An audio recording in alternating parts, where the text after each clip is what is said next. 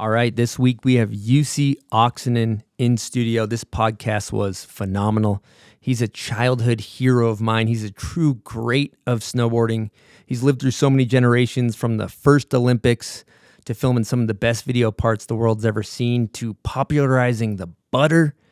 He also had an incredible career in photography. If you haven't seen his photos, they're unreal. And one of my favorite parts of the show is when he talks about his exit from snowboarding, which he did so gracefully. So this is a great chat, lots of laughs, lots of good intel. And before we dive into this beauty of a show with Jussi Oksanen, I want to say huge thank you to our sponsors, Woodward, Bubs, Autumn, Herschel, Hippies, Oakley, Pub Beer, Mammoth, Insta360, Turtlebox, Nitro, Vaer, and OnX for coming on board. We really appreciate you guys. We also appreciate our Patreon members and everybody that tunes in. But I'll stop talking. Let's jump into the Jussi Oksanen episode. Here we go. You are listening to Hey, MFM. See you on the lips. Back attack, dude. Bon Voyage! Hey, yo, homies, good. Slide down them big hills, you know what I mean, on the big, nice burgundy snowboard. Okay, we got a huge episode coming at you today from the Bomb Hole, which is presented by Run Through Wall Smelling Salts. Now, first things first, what's happening, Jeremy Jones? How we feeling? Feeling good. Good guest in the booth. Oh, yeah. And we got some snow falling in the mountains today. Oh, yeah. Temps are dropping. So I think vibe's kind of proper. Vibes are high. Filling in for our producer, Silk D, we got shipping e-commerce connoisseur for the Bomb Hole, Danny Spadero. What's happening, Dan? It's always good to be in the stew, you know? Yeah, not packing boxes today. Not packing boxes, off the labor, in the stew. Love it. And the man of the hour, Jussi Oksanen. What's happening? Good, man. Glad to be here. It's been like, maybe 2 years we've been trying to do this? Yeah, a lot of back and forth. So finally we're here. Stoked. Love it. Let's just start off with you're in Salt Lake. This morning, you worked out with Jeremy. How was that? Yeah, did a little workout. It's been a while, so it's good to see Jeremy in action, swing some kettlebells. Did you go beast mode on the cardio, or what are we talking? It's going light. I was just mostly movement today. Trying to survive. Yeah, movement cardio. So restricted breathing cardio for the most part, but kept him pretty light. He's rehabbing it back. Hanging it back, yeah. Sauna. Yeah, sauna addict. So sauna last night. Yep. Today, maybe mid-sesh. Mm-hmm. And I'd love to explain the way you did last night. He brought some very special sauna-ing, I don't even know what they are, some plant material for the sauna. So in Finland, you do, obviously sauna comes from Finland. You have, perch branches in the summer. Birch branches? Yeah, you stack them together and then you let them dry. And then when you go in the sauna, you just take one of those and just put it in a bucket and let it soak. And then you use that water for the heat the sauna, and it smells amazing. And then you spank your back with it.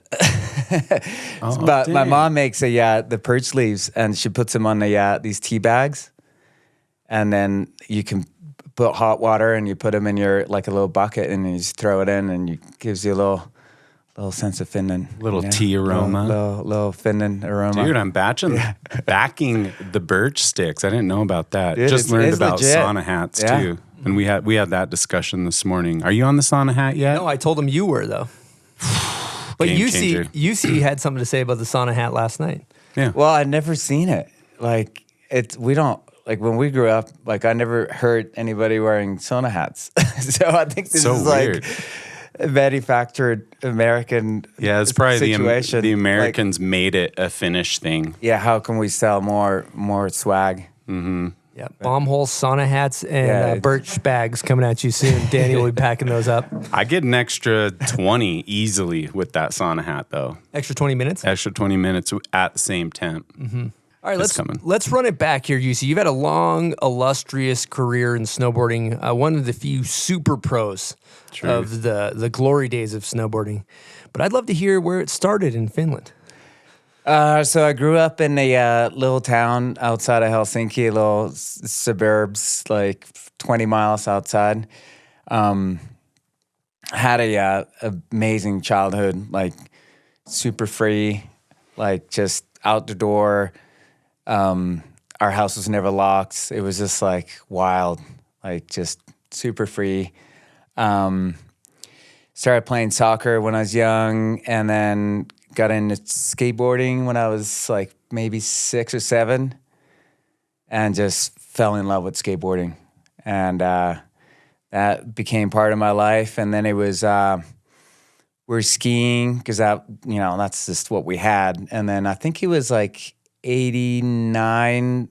I saw first time like this thing that somebody was doing on a hill. I'm like, wow, that looks amazing. It's like skateboarding. But it was just 89. So it was a little wacky still. Like the boards were like you could only go one way, and then all the rental boards were like screwed in.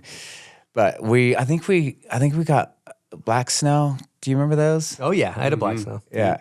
So we had like, I think that was my first one, just like messing around with that. And the winters are like pretty brutal, and we didn't have any skate parks, like any indoor skate facilities. So like just in the winter, you're just bored and trying to, come up with something. So the black snow was sort of like the introduction. And then at 89, I rented the first board, and it was like some terrible board, and it was mounted regular. Took a couple laps on that, and I was like, okay, let's just, legit, and convinced my parents to get some money, get a snowboard. And the first day I mounted it because I skate goofy. So I mounted it goofy, and I go snowboarding. I couldn't even get up the lift. I was like, what the fuck? Like I couldn't turn. This is after the rental. Yeah. So you rental. Yeah, the and I was regular almost footboard. crying. I'm like, holy, like I can't like come down a hill. And then I went to the rental shop. It's like, can I switch the bindings? And I was like, put it regular. And I'm like, okay, this is it.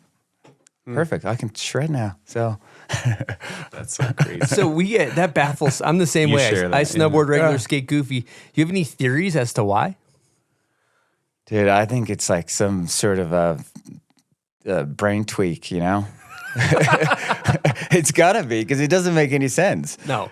It really makes And no like, sense. and I don't know how it is for you, but like surfing, for instance, like that's always like, if I haven't surfed for a while, I have to think about like which foot I put the leash. I'm like which way do I go? Which way do you surf? Do you have a natural pop-up? regular? Regular? Okay. Yeah, but then snow surfing, which I love now, but that's a weird one too, because it's like I'd say I'm like 50-50. Damn. That's weird. And Crazy. But like if I put the board on the ground and I jump on the like just on the flat, when you're like just messing around, always goofy footed. Oh, because it's skate mode. Always goofy. Like no balance, regular. Insane. Makes no sense. crazy. Yeah, it makes no sense. And that's totally different from you're just No, like, I surf goofy, but surf I'm with goofy? him on but I pow surf goofy, snowboard regular. But here's the thing, Pow I surf fingerboard regular. That's the I the fingerboard curveball. regular. Yeah, that's a I'd be curveball. Right-handed. goofy. Okay, so let's talk about how it looked. You figure out your regular, your snowboarding. Where do we go from there? Well, it was just we had a pretty like rad little community. We probably had like 15 guys just snowboarding, like tight friends. The hill was like 5-minute drive from my house, so I could actually see the hill, so I could see when they're making snow, and it's like pretty close. Like I walked there on bad days when nobody could take me. I was just like, okay, here we go. What was the name of the resort again? Peurama. But yeah, it was just a life. It was like, I'd say that was like my fondest memories in snowboarding, because it was just, there's so much energy. Like I think that era too in snowboarding, when everything's changing every year, and then every time you go on a hill, like you're learning something.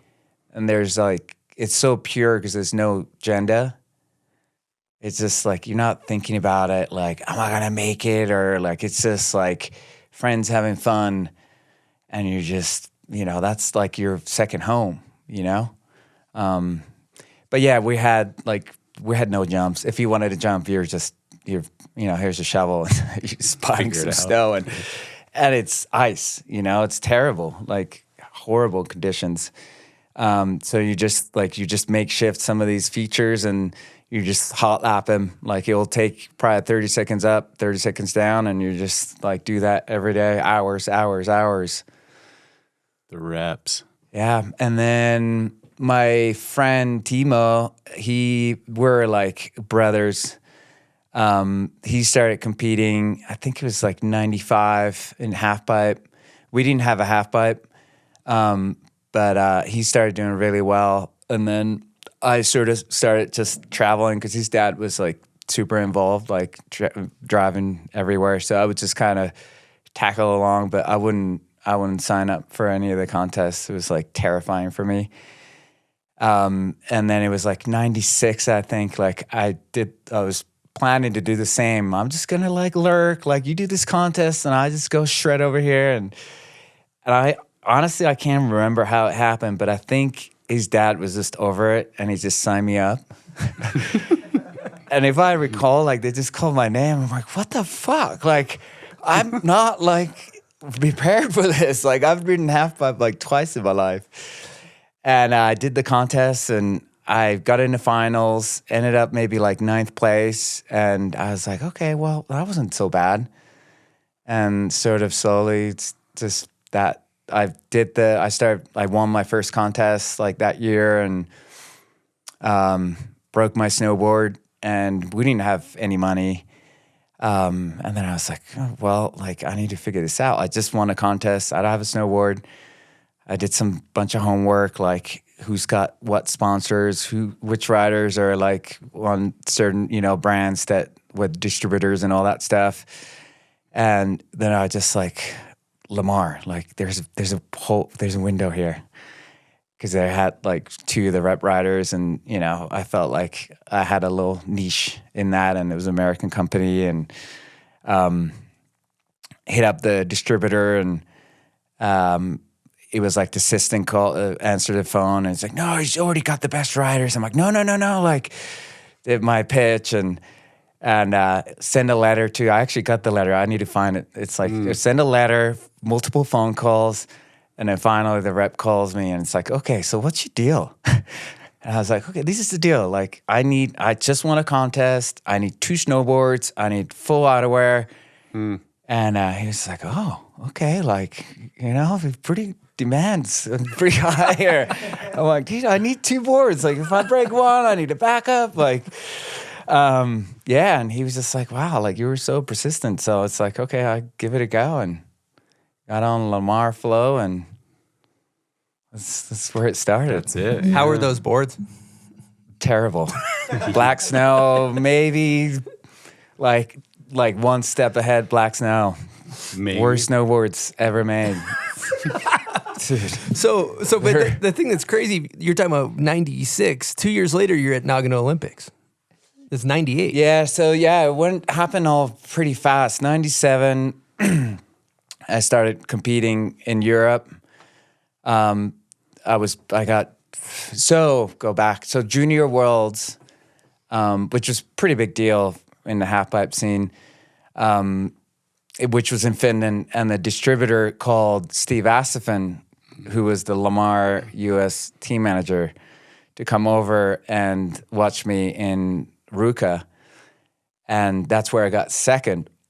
And so that was sort of like Steve, that's where we met. And Steve was like, okay, like these kids like got potential. And then getting second at the juniors, I got a wild card to go US Open. And so then afterwards, like we met together with Jari, who was the distributor. Huge props for this dude. Like just, you know, I'm so grateful that, you know, it all like sort of started from there, and Steve. But yeah, I had a meeting with my parents, myself, Jari, and Steve in Helsinki, and Steve was like, I'm going to take this kid to US. We're going to go to US Open. And I'm like, okay, like, don't speak any English. I'm like, just... How old? Like 17. Yeah.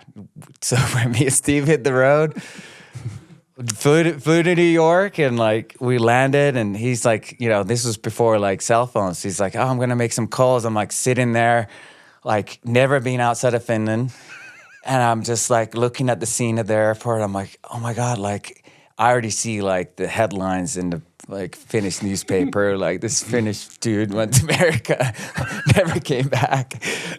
I was just like a culture shock, you know? It was just like, I was sort of terrified. And the whole scene was like, it was so foreign to me. Yeah. And like, that's, I mean, we can kind of talk about that later, but it's like that, just the culture difference. And like, then you have the language barrier. Like, it's huge. Like, Finnish to America. What are some of the major culture differences?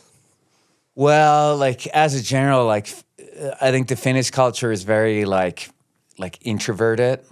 Like we're very literal. You know, like in America, if you say how you doing, you say how you doing. Like that doesn't make any sense. Like when I came here, people were like, how are you? And I'm like, okay, that's like a serious question. It's like, okay, like I'm gonna like say how I'm doing. Like this, we're going deep. But I'm like, that doesn't mean anything.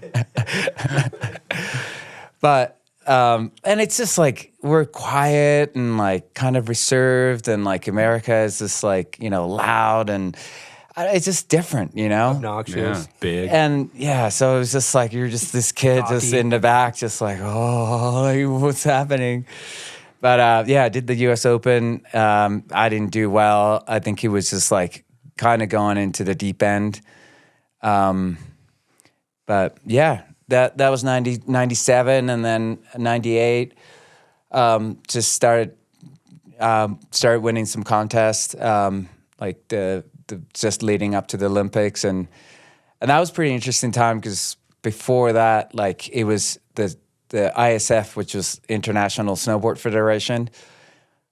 And then once the Olympics came, it was under Ski Federation.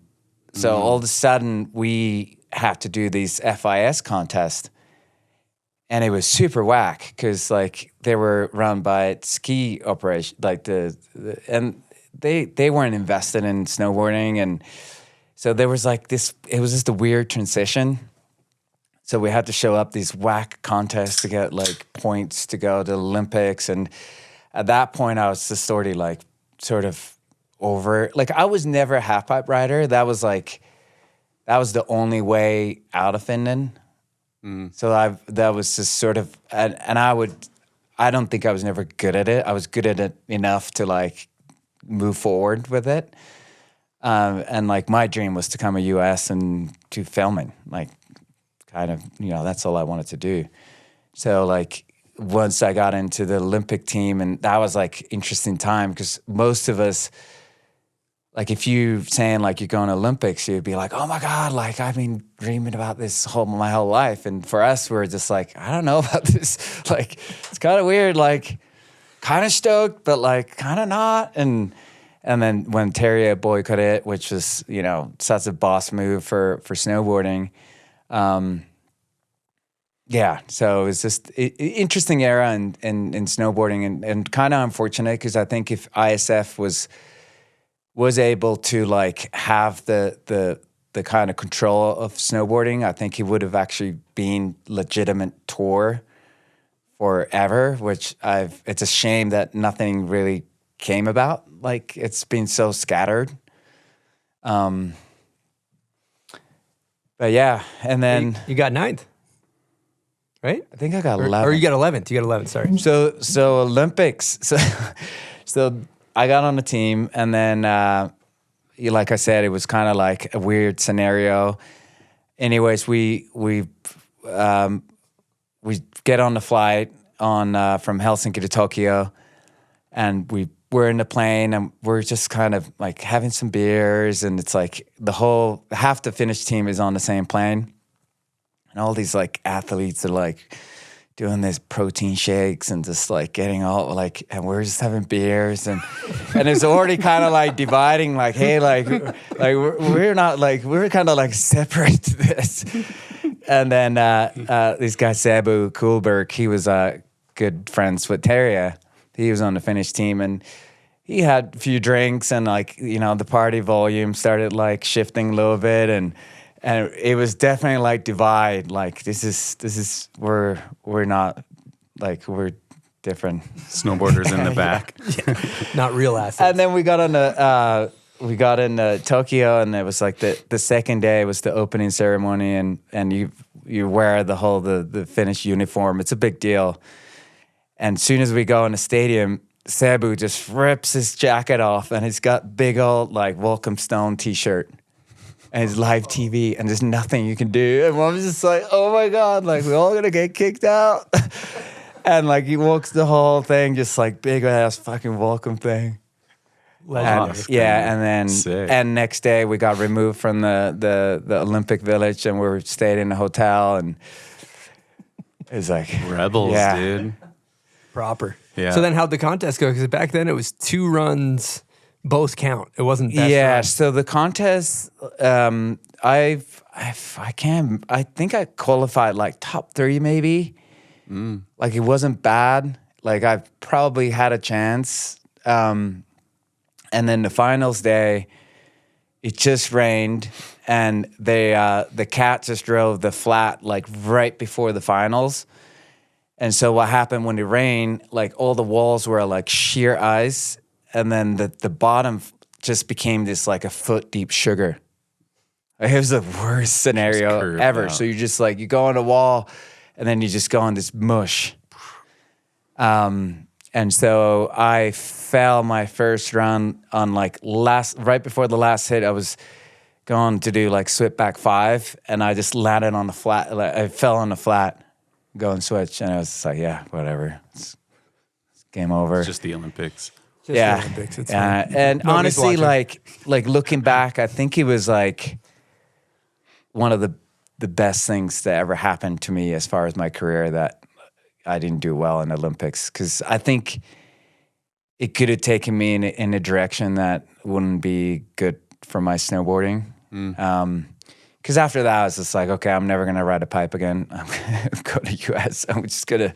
That's cool, kind of. Yeah.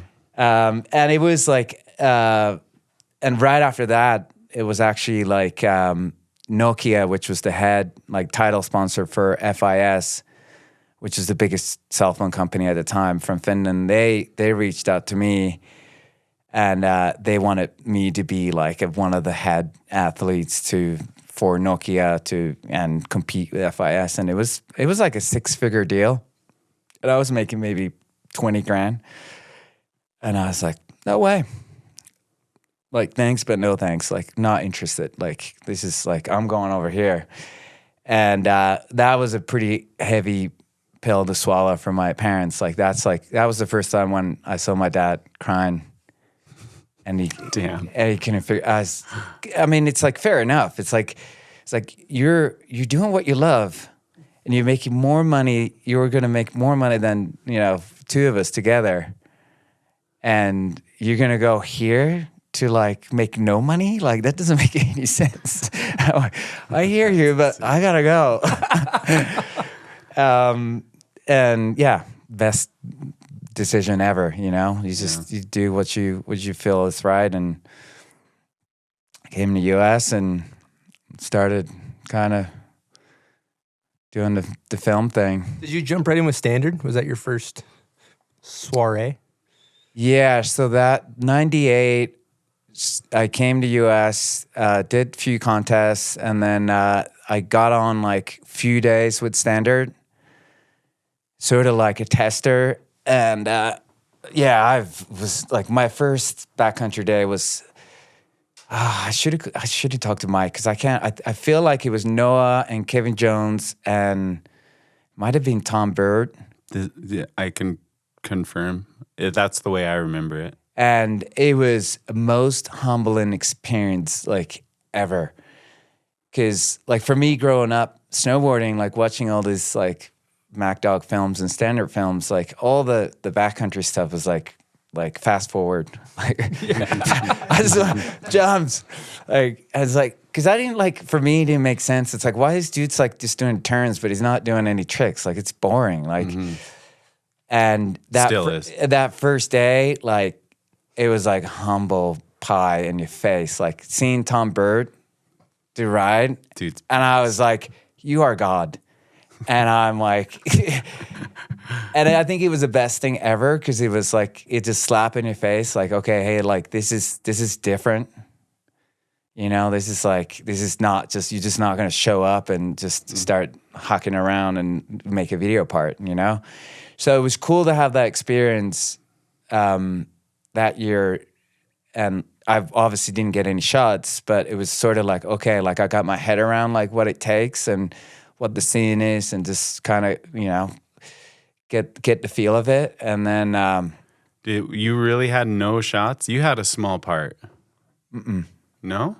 No, I had like, I might have had like I was on 32 and they were sponsored in some like some smaller films, so I got some shots on some other movie, but and like I feel like I might have had like a couple jump days with Joni Mäkinen. I feel like there's something there just because I know with Hatchet there's a pretty clear story of like he remembers this cycle of you where it was like total like what did we bring out here scenario to real quick like okay this kid's gonna, whether it panned out that year I don't know, but within I think 2 sessions of going out with him it was like a totally different UC, which is pretty sick. And in your narrative, you can hear that, like your visuals and the way you take in scenarios seem to have impacted you. And when you were younger coming into it, I'm just curious how that, like for me, it seemed so foggy. Everything was just like, what am I doing? But you had like what am I doing here? But there was a clarity that the situations would kind of present to you. And it seems like you jumped on those things like, oh, I've got to, like you actually took the humble pie and gobbled it up. And you're like, okay, I'm going to learn from this scenario. I think that's pretty sick. And I now you remind me, I think what happened, like I ended up going out with Joni Mäkinen a couple of the days, like backcountry jumps and I could do the tricks, but I was like bomb hull city, like had I couldn't land. And if I remember right, I think Hatchet was like, dude, like this guy, like looks good in air, but he's like disaster. This is it, yeah. And then I think Mäkinen was like, hey, just take him to like park, like go out and like go see him in the park. And that was obviously like where I was like, that's like home for me. And so we went to Kirkwood and it was like a double line. And I was just like, that's easy. Like I could just do whatever it was, you know, like I wouldn't fall. I would just do this, whatever. And then that's where Mike was like, okay, like I get it. Like I think like if we give him a chance, and that was then going into the TB8 year. Okay. And that's where things started clicking. Like, I think I had a few rough days, but then all of a sudden, and also like it didn't help. I was on those Lamar boards. They were like, honestly, like, and I think that was the part of the problem because they were so bad. Like if you're a little backseated, like you would just wash out because there's like nothing there. Stiff or noodle? Just noodle. Noodle city. Like just. So I think that was part of it, like learning to navigate this like a weird situation board, you know, like, and then somehow I figured it out, like how I could land a couple things. And then also like it was the time when I think it was Richmond Everett. He was kind of coming up. He was one of the younger filmers. And then me and him kind of hit it off. Like he was kind of like making his career and we had a few days and we just kind of clicked. And it was such a, that was awesome time and such a fundamental time for my career. Like just being around with hatchets, because I feel like soon as like you come in and you learn those foundations, like how to build a video part with those dudes, like you're set. I mean, that's as good as it gets with those guys, you know. And a lot that of guys formula. weeded out because it was hard. Like a lot of dudes came through and just couldn't deal with it because you're waking up 4 a.m. and you're going and you're doing day in, day out, and like it's work. All right, folks, we have a special announcement. We will be announcing the LAAX Open on Red Bull TV here in our studio January 18th with Danny Davis and Craig McMorris. We're going to have a blast in studio, calling the pipe final, calling the slopestyle final. It's going to be a monumental event. So be sure to check out Red Bull TV January 18th. It's going to be a good time, so don't miss it. Boom! Nitro Snowboards is back at your favorite snowboard shop. Nitro was founded over 34 years ago by a couple of snowboarders and is owned and operated and run by snowboarders today. Supporting the snowboard culture through responsible business practice by supporting the shops first and developing some of the best boards, boots, and bindings over the last 34 seasons is why Nitro is still around and why we want to keep being here. Nitro co-founder Tommy DeLago said it best: anyone who takes the time to learn how to snowboard is a snowboarder and part of the Nitro family. Nitro has been supporting team riders since day one, and the team is stacked with a global presence of over 40 riders, from Sam Taxwood, Aero Etala, Brian Fox, Marcus Cleveland, Haley Langwin, Elias Elhart, Griffin Siebert, Christy Price, Sean Miskimen, Torgeir Bergen, Brantley Mullins, Benny Urban, Chuan Lee, Dominic Wagner, and a new member to the Nitro family, Iris Pham, people. Let's go. So what are you waiting for? Vote with your dollars this season and support a company whose mission is to support the snowboard community, the people, and the culture. Pick up your new Nitro snowboard gear from your favorite local snowboard shop this season. All right, we're going to take a quick break with a message from our good friends over at Woodward Tahoe. That's Boreal Mountain for you. And if you don't know, snowboarding was pioneered on Donner Summit just around the corner. And if you want to keep the tradition alive, we recommend you get some laps in over at Woodward Tahoe. They got the best park in all of Tahoe. There's no denying it.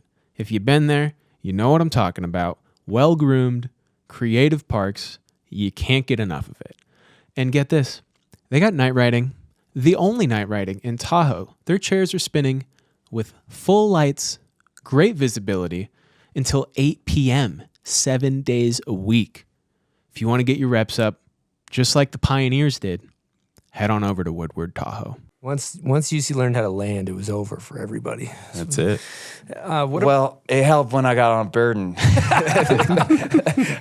The board. Yeah, what year was that? How did that switch come about? So that was, I signed with Burton 2000. So prior to that, like, you know, like coming back, like being as a skateboarder, like I was always fan for like small brands, and I was like on 32.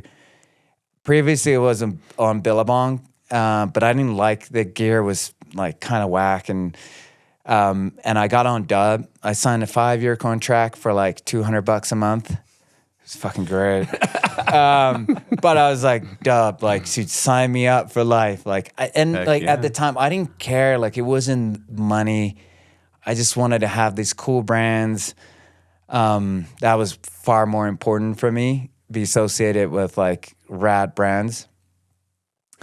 And then but then Lamar went under or got sold, and then that was sort of like the situation, like what am I gonna do?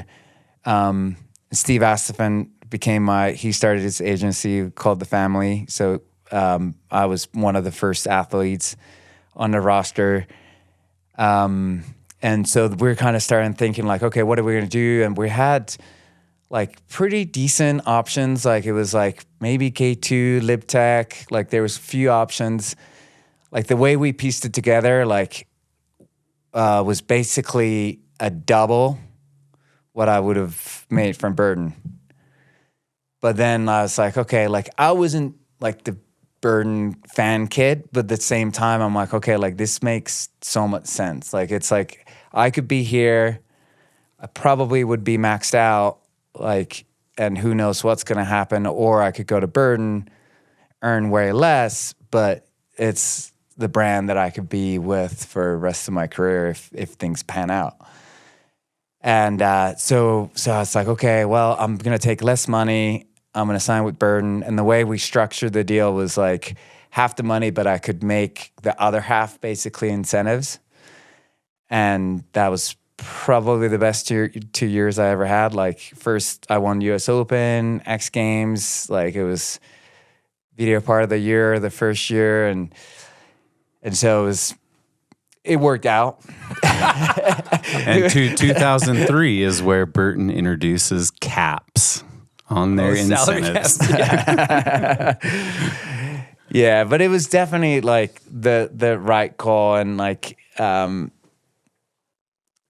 having Steve on my side, like honestly, was huge because just having somebody like just on your side as far as like what to do, what makes sense, you know, help with that, like that side of things. Like I never really wanted to be involved with like dealing money or anything like that. And I think it's so much healthier to have your relationship with the brands just like, hey, like this is like, I'm a snowboarder for you, but then, you know, I have guys to take care of the business side of things. And, but yeah, just getting on boards was like a game changer. Like a little better than Lamar. Oh my God. Like honestly, like that's where I think it started clicking, you know, because it was like, you know, boards were just real snowboards. Before we go too deep into that though, going back to Lamar, I remember their team, they had Kevin Jones. Like Lamar was stacked. It was pretty stacked. And I think I have a note here about when you first met the team when you came to America. Yeah, it was super intimidating. Yeah. Yeah. I think the first trip was like Mount Hood. Might have been like 97, and it was like Stevie Alters, Kevin Jones, Jimmy Halaboff. Like it was just like party central, like just rowdy. Like, and I'm just like absorbing all this stuff. I'm just like, what is going on? People like breaking bottles on their heads, like, yeah. And I was like, all right, cool. Holopuff's another level, dude. That intro when you're a kid to that guy, that was something else. Dude, those guys were like, yeah, they ran a different program. Yeah. But they were good. But I must have been like such an alien to them too, because I was like, who's this kid? Like, he doesn't talk. He's just sitting here, like, yeah. And then you put him on a snowboard and he shows everyone up, and that's real scary. I think Kevin called me like a mutant, like, or something like that. He's like. I think about back in these days too. You're talking about how you're like filming video parts and you're winning X Games and you're doing well at the US Open and you're in the backcountry and you're doing all, like back then it seemed like everybody just snowboarded. Now it's very segregated. Yeah, so that was like when we used to go to contests, it was like you just show up and it's a party. Like you're getting smashed night before. You show up at a contest, like you do your thing. See, like of course you're gonna try your best, but it wasn't competitive in a sense. Like it was just like, and also it was sort of like the only time that you'd see the friends that you weren't filming with. So it was just like kind of a party and snowboard for a day and see what happens. And great show on snow. Yeah, it was just it was fun. And then. Yeah, and there was a shift for sure. I think it was like 2000, maybe 3. Like I showed up at the X Games and all of a sudden, like I'm looking at like what people are doing, and I'm like, what's going on here? Like you guys are spinning a lot. And then I like kind of got a word like people have been training like in like Breckenridge like months, and I'm like, fuck, I didn't get that memo. Like it's like, this is not cool. And yeah, that's kind of where I felt like, okay, things are like shifting. Like you actually like gotta try if you want to do well. Dude, last night when we were at my house, you were telling a story about how you guys got dizzy during your run. Yeah, well, then I got on that bandwagon. Like, fuck, I gotta like go Breckenridge and like practice, you know? And I remember like doing this, like, I don't know, like 9 to 10. And I literally got dizzy like after like second 9. And I'm like, wow, like this is not sustainable. Like I'm actually seeing stars. Like, yeah. But you know, that's it's been fun to watch where it's gone, you know, it's wild, but it was cool to be, you know, sort of early stages of that. And that's like when Sean was coming in the mix. I think that was part of it too. Like he would come in slope style and it was like business. Yeah. Like I'm here to win. And All it's like, biz. okay. Well, you beat him. Well, I did beat him. Yeah. 2007. Yeah. That was like my highlight of my that. career. Yeah. He remembers it Sean too. White. We gotta make t-shirts. For sure. Well, you were mentioning yesterday when you did the parent job day or whatever it's called. Yeah, when the kids were young, they always asked me to go and talk to the kids and like you talk about stuff and like the story of beating Sean White was just like, it was always like, Best. oh my gosh, Yeah. God moment. I pull that one too. I pull my phone out at speaking things, and I know Sean White. I even have his phone number in my phone. And then I always brag about, because my win is that I sold more boards. So that's my contest win. Yeah, that's legit. Yeah, and he remembers those things. I love that. Yeah, it was fun. It was 2007 when I think it was Andreas won. I got second. Sean got third. That's right. And he was not stoked. Mm-hmm. And I was like, dude, like you're gonna have like millions of these. Like, dude, I'm like not coming next year. Like you can have it. And then my wife, we just had our first kid, Gabriel, and my wife is just there, and he's like, Sean, it's okay. It's just character building. And Sean's like, what is that? And I'm like, He never got to go back and beat you, dude. like, dude, like 'Cause you did. you're gonna win everything. Like, let me just have this one moment. Anyways, So this is a interesting Patreon question from Magnus Viken. He asks, how do you deal with fear before dropping in on something big or a contest? Awesome question. yeah, that is a good question. And it's like now that I've been out of it for so long, you kind of think about it back a little bit because, like, so the way I think, it's like when you're like in your prime. I feel like you're so tuned in what you're doing. Like every cell of your body is like so tuned in that like there's like this weird, like if you show up on the feature that you might be hitting, like you can make a call in like 10 seconds if it's like go or no go. Mm-hmm. And it's like everything's very clear. And like you never like do anything you feel like there could be even, like, in my mind, like, there's 0 risks. Like, if I'm doing this jump, like, I'm 110% confident, like, this is just, like, business as usual. So, like, yeah, like, going first sometimes, some of these jumps that, like, you've never been hit before, like, yeah, sure, you're nervous, but, like, first, you show up, you make a call, are you going to do it or not, you know? Yes, we're doing it. And then you just go, it's like a kind of like this protocol sequence. And then it's like, okay, I'm going first. Cool. Then I know what I'm doing, like get the speed check, like you do all your things. And by the time you're ready to hit, like it's like your confidence level is like 100%. Mm-hmm. He has a part 2 on this Patreon question that talks about the Hemsdal kicker as well. He said, you looked a little nervous in the Hemsdal kicker session 2001. There's a bonus in OptiGrab about it, but those Hemsdal kicker shots are so burned into my brain of you guys just hitting this massive park step down.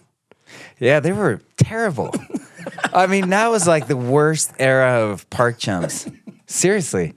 Like if you knuckle, you're like, it's game over.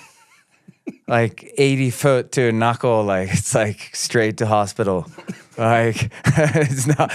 And I mean, that was it. Like it's like you're not having fun. Like that's not like you're there to get shots and get out of there. And Yeah, those were wild, but luckily they figured it out how to build those park jumps. See, you know what I'm on? I'm on bring the Hemsdall kicker back. I want to see, because everything's like a step over now, and it just doesn't look the same. You know, it's not as, because I guess it's not as gnarly, but I guess riders are not blowing nearly as many knees out, and it's probably good for triple corks, but at any rate. But yeah, we want to see ambulance in the land. But I was thinking that to like, to that question too, like I was just thinking about this other day. I think it's like, I mean, maybe you guys have like experienced this too, but I think it's really special to experience in that life when you're like, you probably read the Cladwell's book, like 10,000 hours or whatever. Yeah. Like when you reach that point and you're like operating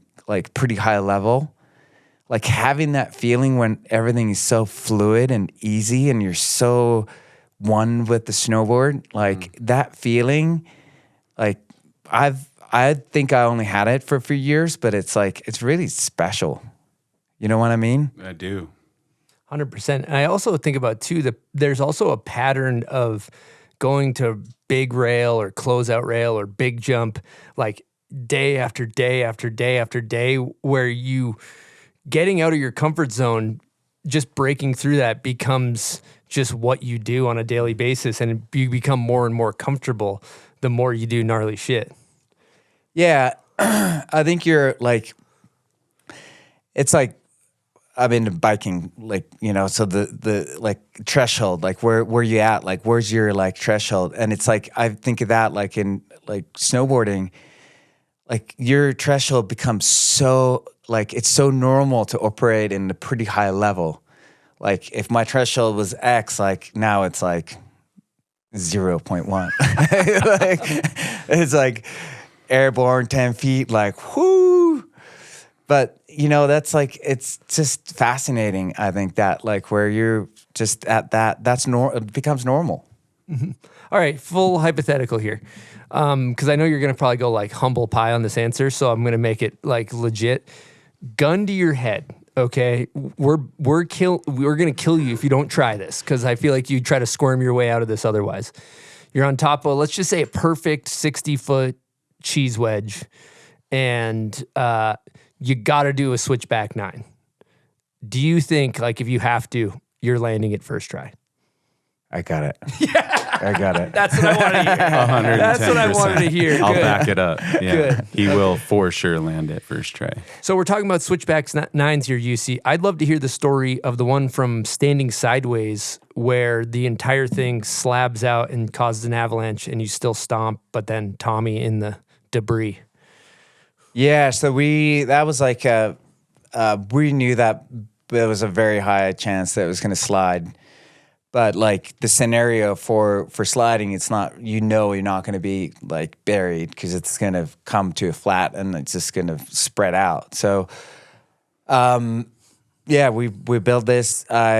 We always do rock, paper, scissors. It was my call, and I was like, okay, I want to, you know, like it would be a pretty rad clip, like, you know, if I do switchback 9, which is pretty like, not like easy, but it's like fairly easy because it's like you land forward and, you know, whatever. And so, yeah, I did switchback 9, landed it, and it was like, okay, that was sick. Like, and all of a sudden I like, okay, it triggered, like sick, like this is gonna be a sick clip. And then like the Avi was sliding in front of me, and for some reason I was like, oh, I'm just gonna ride through it. And that thing was like rock hard. And it was just like, fuck. I was so pissed. I was like, dang.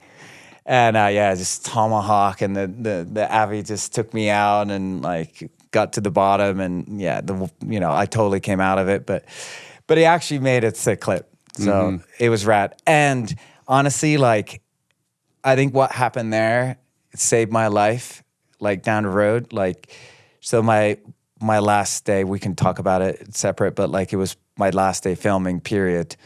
I had the same scenario, but I knew that I'm going to jump over this thing. And the fact that like it was imprinted in my head, like if I want to run out of Avi, like you gotta jump over it. And I got out of the Avi, which would have probably killed me. So Like there was like, Yeah, I wanted to follow up and see if you would share that one too, because there is a clip of that. That's in the movie. That's in 13. yeah. So whatever It's one of the online, the last Burton online Presents or something Burton like that. Presents. First Burton Presents, and he comes over a crown and the whole thing over a cliff goes, and it's his last day filming. It's and so you could follow that up. But then the next thing I wanted to point out too is the Switchback 9. I'm pretty sure you had a broken arm on that one. You had your full splint on. Yeah, that that's day, right. and you were pissed because you clobbered your arm on the tumble, and it like really hurt it up again for you. So you were all ticked on that, I remember. But again, like pretty boss mode, broken arm, Switchback 9 into Avi. Sick. It's work time, you know? You're out there. Work is Gotta work. clip up. Yeah, everybody always says that, the professionalism. But I think a good topic to go back to the early days where we were previous in the conversation was, if you think about back then, in the early days, the way we traveled, it was like flip phones or Nokia bricks or whatever. And you were talking last night about how you thought that really enhanced the travel experience. Yeah, I honestly, like as a whole, like I feel like so grateful to grow up in the era that you had no cell phones. Like my whole life as a childhood, like you were present with your friends. Like it was so fun. And if you look back, like you learn how to be accountable for your friends too, because it's like, you go skating and you're just like, hey Johnny, meet me at the stoplight at like 3. And if Johnny's not at the stoplight at 3, like he's out for the day because we're going and I'm meeting someone and we're gonna take a train, and like you're just like, you have to be on it because you're just like on your dial phones.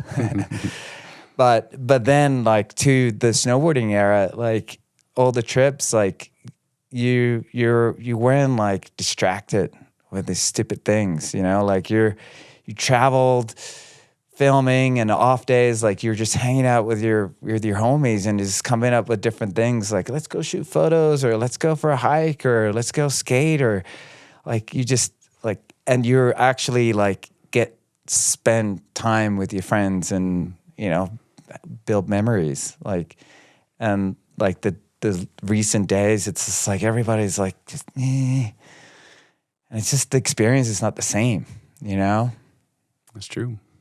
Especially when you're I think the traveling aspect of, even thinking traveling back in the day, you used to fill up notebooks all day long. You're just jotting, you're doodling, you're doing all this stuff. And then that has been replaced with scrolling, unfortunately. And I think those memories are just much more amplified when people are present, like you said. Yeah.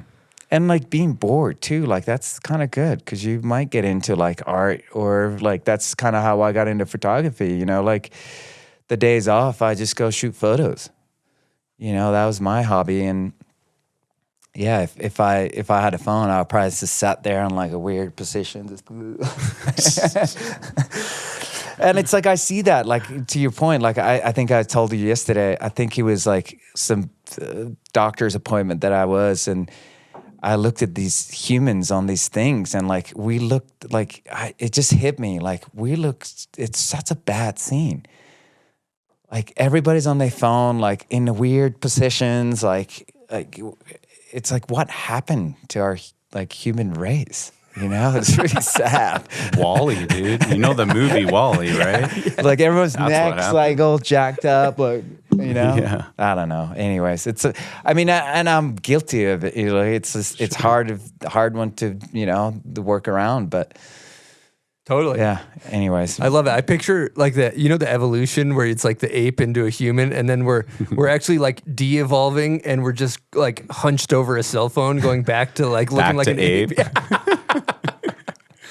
We got this whole mountain. Yeah, we need to get some of those die cuts more going. fingers, just like super scrolling. We're just like the mutated ape now. I like that. That's funny. All right, so where we left off before I brought it back to Lamar is you were talking about Burton and getting on Burton, how the boards were so good, and how that was just a pivotal moment in your career. Where do we go from there? Where were we at right there? Where are we at? Well, I would say like, well, standard films, like that was like we talked about, like that was fundamental era.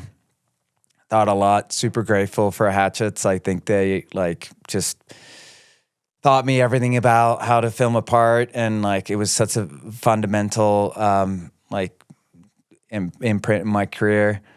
And then that leading up to Robot Food, which is like, you know, I still feel kind of bad about how that all went down in a way, because we were just a bunch of dudes, like total shit show. Like we sort of like, we loved standard films, but we felt like we wanted to show snowboarding in a different way that didn't quite fit in the standard program. So like that conversation started, but like we didn't have our shit dialed in like until very last minute. Like, hey, we're gonna start filming, so we couldn't really like talk to Mike because we didn't know like if we truly have this thing dialed.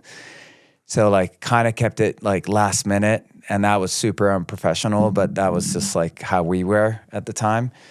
But to provide context, because like TB10, basically all Optograb, I believe, right? It's like pretty much the Robot Food crew, just the meat and potatoes of it, so to speak, kind of just broke away. All the freestyle. Yeah. But looking back, like I think it gave a lot of opportunities for other riders to get in there. I think Arrow got in, like a bunch of other young guys. So like, and it worked out great for standard. And that's honestly, like, that's how I look at my career. Like it's just a natural evolution. Like if you want to keep going, like you got to change things up, different crews, be exposed to different scenarios. But yeah, the Robot Food days, like that was very special. That was like one of the most fond memories in my career. Like as far as snowboarding goes, I had the worst 2 years. Like Really? Well, like if you look at Afterbang, like I still love that. It's like one of my favorite parts, but it's not like legit part. It's like had things, but it was like, you know, it was a half part. It's a half part, but the thing is that I got to pump your tires on this thing a little bit too, because it's like we're used to seeing UC flying off of cheese wedges, UC hitting park jumps, but the refreshing thing is you're going half cab butter to back one butter to cab 9 no grab, and it was just like, holy shit, when these guys are dicking around, it's the most unbelievable thing I've ever seen in my life. And then you hit them in the head with the standard issue A grade clips that are, you know, industry approved, and then you throw in some fuck around, and it was just such a good blend. Yeah, no, I think that was a lot of it was like Pierre. Like he had a foresight to see that, like, that's cool. Like that we need to show this like mini shred. And I think it's like the group dynamic was so insane too. Like it was just such a like, and it's funny, you look back, like we had a Robot Food house, and it was such a, like, it was like myself, then Jess Gibson, who was like one of the filmers, and he was probably one of the only guys who kind of like had his shit together. And it was like Jess trying to like make sense of this fucking group, like, hey, we need to do this way. And Pierre is kind of creative, wild. Then you had Travis Parker, like fuck genius. Then we had Andrew Crawford, who wasn't filming with us, but he was just like in the house, there. like love the guy. Like you just wake up in the morning and he's just like freaking Slayer, just like rah. And then we had like, you know, Benedict and Ville, like those guys would show up, and it was just like such a wild dynamic and like mix of personalities too. Like Where was the house at? in Tahoe. In Tahoe. Yeah, and Gavin Jones had a house down the road. Like he'll show up, and that was the time too. Like we snowboarded a lot. Like I think that was really fun for me. Like we did like always night skiing at Squaw. Like we just snowboarded, you know. So it was like part like we're filming, but then you had we were snowboarding, having fun too. Like it truly was. Like how it was portrayed, like that's how it was. I love it. We have a million questions. Everybody wants to know about the robot food butter days. So there's like 5 of these, but I'm just going to go with Riff Dog Homeboy's question here. Thank you to all of our Patreon members. We truly couldn't do this show without you, so we appreciate you guys. But he wants to know what was the inspiration for buttering into spins? Also, was it a natural occurrence or was it intentional in the making of the robot food videos to keep the snowboarding fun and not always super serious? Awesome. Yeah, so I think that like the butters, like that was like when I was growing up, like watching like Project 6 and all these the early videos. I was always like the butters, and it was just rad. Like to me, that was like skatey. I always enjoy that, and I enjoyed like I think like if you're like Terrier, for instance, like when the Project 6, like he's buttering, but then it's like he's ripping in pipe. Like that was, to me, like that was rad. Like he's like jibbing. You could tell he's like, board control is insane. So yeah, I was always like, oh, I love that. And that's kind of what we messed around a lot when we were kids. And so I don't exactly know where the butters came, but I think it was like just kind of messing around. And it might have been even like just me doing those for fun. And then Pierre was like, okay, hey, like these are rad. Like we should film these. And I think that's kind of like how it came about. And then when I figured it out, like the butter to split back 9, which is like the 401k maker, it was like, yes. Because there's that shot of you at the big air contest at night, and you do one in the contest, and I'm guessing you did well. Yeah, so that was for a few years. Like that was definitely the money maker, and it wasn't like, for me, it wasn't a very hard trick, but it just looked hard. Like it was sort of like felt fairly easy because switch back 9 was pretty easy. But then it's like, well, I'm just gonna do this, and I honestly like my butters were like mediocre because my pro models were stiff as fuck. They were stiff, and yeah, they were way too stiff. But so I think I went to polar opposite when I had those Lamar boards. Like if I want to have a snowboard, I'm gonna make it fucking stiff. But for butters, like I think my butters weren't like full presses. But who cares? We actually You're have kind of the only ones doing them though. Yeah, totally. And Noah, did you ever see Noah do it? I wanted to ask that. Like because you got a couple days with Noah in your early days. No, so Noah was so I had a few backcountry days with Noah, which like I feel like so grateful that like I was able to see like that legend snowboard. Mm. But never saw him like ride park or anything. But obviously like huge inspiration. I actually just watched his parts last night, and so he had those butters off the cornice, and yeah, dude, he was ahead of his time, big time. Like sick. Amazing. Yeah, we actually have another Patreon question from Old Man Winder. He says, UC, I always remember your boards being on the stiffer side. Am I remembering it wrong, or were you never, ever skipping leg day to be able to throw down those iconic butter to switch backside spins off jumps? Yeah, they were way too stiff. You could ride but them, they were like good at stomping. Dude, like, yeah. Park, not so good, but for landing, because you could, with stiff board, like you can lean so far back and you have that board, and like especially if you landing like through like, you know, bomb holes and shit like that, like you can just lean back. So yeah, it wasn't consumer friendly board. And then part 2 of that earlier question, he was basically asking if it was intentional to keep the robot food movies fun. Well, that's a good question, and I do think like the afterbang, like it was truly 100% authentic. Just was so real, and I think like lame. That was terrible year. Like I got hurt that year, so I had like a half season. But that year, like you kind of started already feeling like we're kind of trying to be funny, like.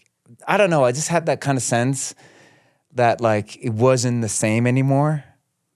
You know, like when something is like so magical, like you can't really replicate it like somehow. And it still was a good vibe. I mean, you had like having Travis on board, like that dude was like so genius, and just his like rubber foot is Travis. you know? So it's like, but for me personally, I felt like I was maybe ready for something else. But yeah, I got hurt like mid-season. And that was sort of like a pivotal moment for me personally, because I met Zoe, my wife, in a sales meeting prior, and I got hurt. I broke my ankle in Europe in February, and we've kind of been not dating, but just like on the phone, connecting. And that, like, prior to that, like, the life was just like kind of crazy. Like, you're making a ton of money. You're like, the reality is so crazy. Like, and in the winter, like, you're so hyper focused on the mission. And then in the summer, like, you're just loose for 6 months. I was getting drunk way too much. Like, I was like this polar opposite. I was like a really weird place in my life. And so when I got hurt, I had my car in Innsbruck, and I called Zoe. It's like, hey, like, why don't you just come over here and we'll drive the car to Hamburg and take a boat, go to Finland. And like, that's when we were in a space where it was just me and her. Like, because it's every time we were like somewhere, it was like European Open or like some freaking mayhem. Like, it wasn't like we weren't able to like connect, you know?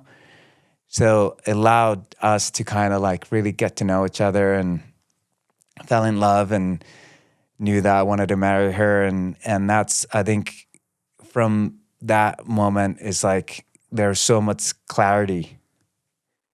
Like, my life just like became so much level, you know? So it's like, I know I wanted to marry her. I wanted to have kids.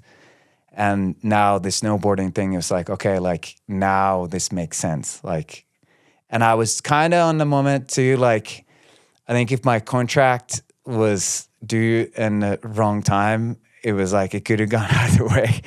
That's how I felt, you know, like, I was getting hurt. Like, things weren't just like in a good place. And yeah, so that was like kind of like a pivotal moment for me to like, okay, like, I really love this. And being hurt too, like seriously hurt. Like, I had both of my ankles operated. That like, I broke my ankle. My left ankle was screwed. So it's like, okay, get them done both. And realizing it's like how much you actually love snowboarding.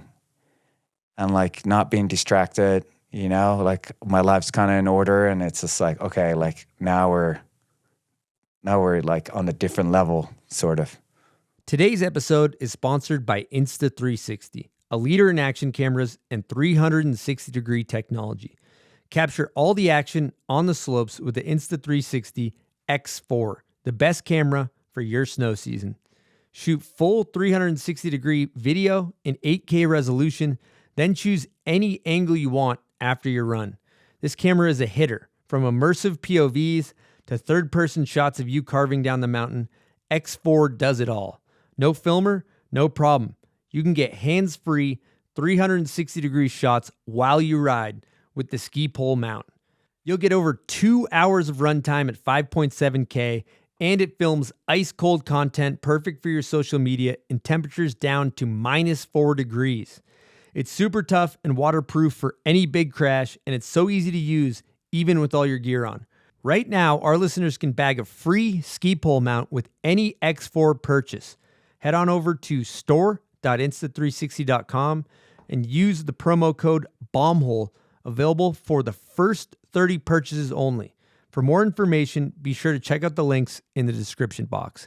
Get yourself that new X4 Insta360. Now, do you find yourself slowing down a little bit in your older age? Maybe getting off hill a little earlier? Well, you could be dehydrated. 75% of Americans are dehydrated. And that goes up when you're at elevation, when you're in the mountains. So I drink Bubs Hydrate or Die hydration packets. There's 2,000 milligrams of electrolytes. There's no added sugar. There's no artificial flavors. Let me tell you, when I'm hydrated, I ride better. I can ride longer. I have more energy. All in all, my vitality is just better. So if you're interested in picking up some Bubs Naturals Hydrate or Die, head on over to bubsnaturals.com and use promo code BOMBHOLE for 20% off your order. And stay hydrated, people, with Bubs Naturals Hydrate or Die. All right, we're going to take a quick intermission here to talk to you about our good friends over at Pub Beer, who just happen to be the official beer of questionable decision-making and cheap fun. That's right. You heard it here first.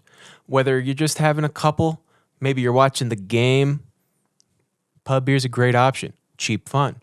Maybe you need 50. Did you just get dumped? Pub Beer's got you covered. Cheap fun every time. Pub Beer. UC, have you ever hit a run-through-wall smelling salt by any chance? Oh, you have? Okay. Do you want to hit one now or no? Well, I got something special. So No. What? we're gonna do a little combo. Okay. Okay. This is straight from Japan. Oh. Oh, this is from Brad Kramer. So these are eye drops. Okay. Wake your eyes up. Okay. I think I have done these. So eye you drops got a before. combo. So we're going full cocktail mode. You gotta go both. All right. Organic for sure. If for some reason if you lose your eyesight, you're just talk to Brad. Okay. Sign the disclaimer. So you do Or if it's a success, Are then we you going talk to Brad. drops first and Do it then at the same snap, or time, what do we or- do? double? Well, I don't just You might maybe need an assist You on might that. have to like maybe eye drop Maybe first eyes and then first. a sniff. Yeah, let's go eyes first. Because you want to be getting it clean.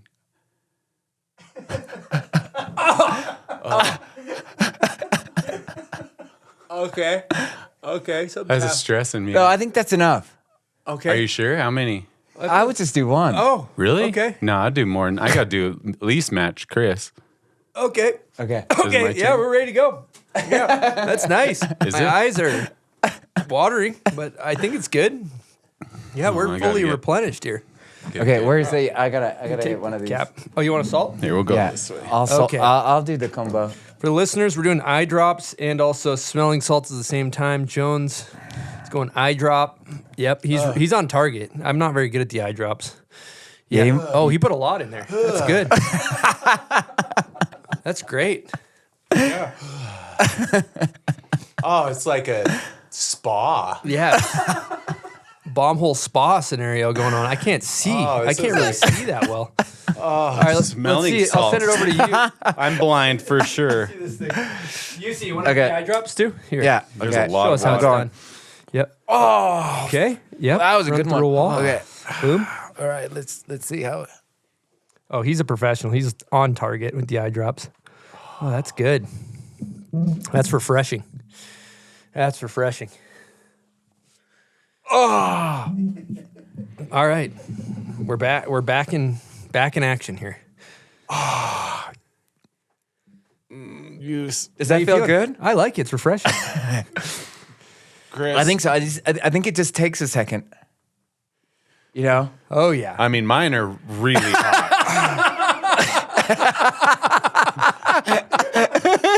Like they are burning. Jones looks like he's got cataracts or something right now. I don't know what's going on. Oh my dude. god, that's fucking funny. That's good. I need to get I think- those imported. Yeah, Jones, you look like you're in rough Yeah. shape. So if this is a new product line, you just gotta get the Brad Kramer in the little cut. We'll be on Shark Thanks, Tank Brad. soon with both of these products. So Wow, those are hot. that's Yeah, good it kind stuff. of it feels good though. Like Yeah, I'm not there yet. Yeah. You know what it seems like a good time for right now while we got this going on? Danny, you have any idea? Name that video part. Solid. oh shit, you look good, dude. Well, hold on, guys. Before we get into name that video part, we actually have a presenting sponsor, Turtlebox. They're back delivering the best sounding, most durable portable speakers available. And I actually have the Gen 2 portable speaker right here. We got the white one. And just look at this thing. It's beautiful. We got the Bomb Hole logo on the back. And you might not be able to get the Bomb Hole logo on yours, but you actually can customize it. I was checking out their website. They got tons of colors. You can customize the front and the back and the handle to make yours look unique. Turtlebox Gen 2 portable speaker is 100% waterproof and boasts best-in-class audio quality. It's got over 20 hours of playtime. That is nearly the entire day. As a plus, you can pair multiple Turtlebox speakers together at the same time for a true A/B surround sound audio experience. Simply put, the Turtlebox is an extremely fun product designed for days on the mountain, on the water, in the backyard, and everywhere in between. So definitely go check out Turtlebox. Get your eyes on the Gen 2 portable speaker, and let's get into Name That Video part. As long as no wind hits me, Jones, you look fucked up. I'm good. Just don't breathe towards Just don't breathe. So don't send any air this I way. must have missed my eyeballs because you're looking dinged up. I feel good. If you go home like that, your wife's gonna be like, dude, It's just like a you've been rough hitting day, it huh? up. All right, UC, on Name That Video part, what's your confidence level? 0 through 10. Honestly, I think I'm one of those guys that if I could recall it, some of my music, my parts, it would be pretty amazing. You'd be proud if you get your own part. I love that. I'm like So an probably artist. 1. Okay, here we go. He's got a 1 confidence level. Let's see how he does.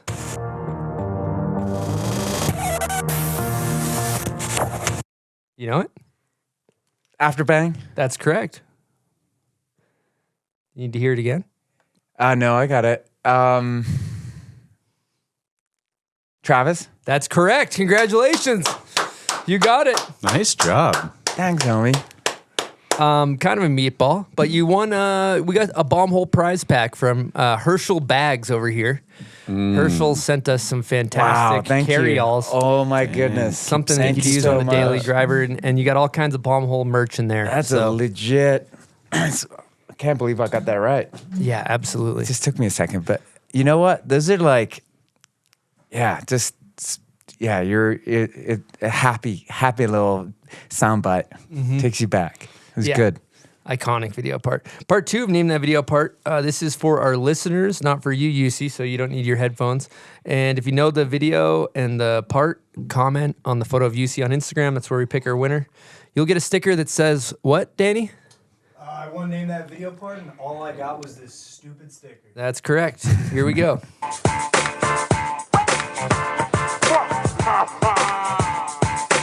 Okay. Thank you guys for playing Name That Video part.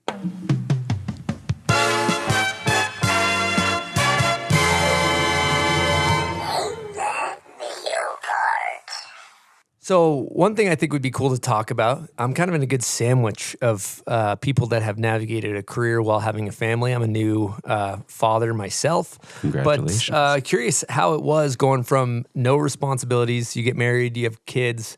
How did that go, balancing filming and being a pro with being a family man?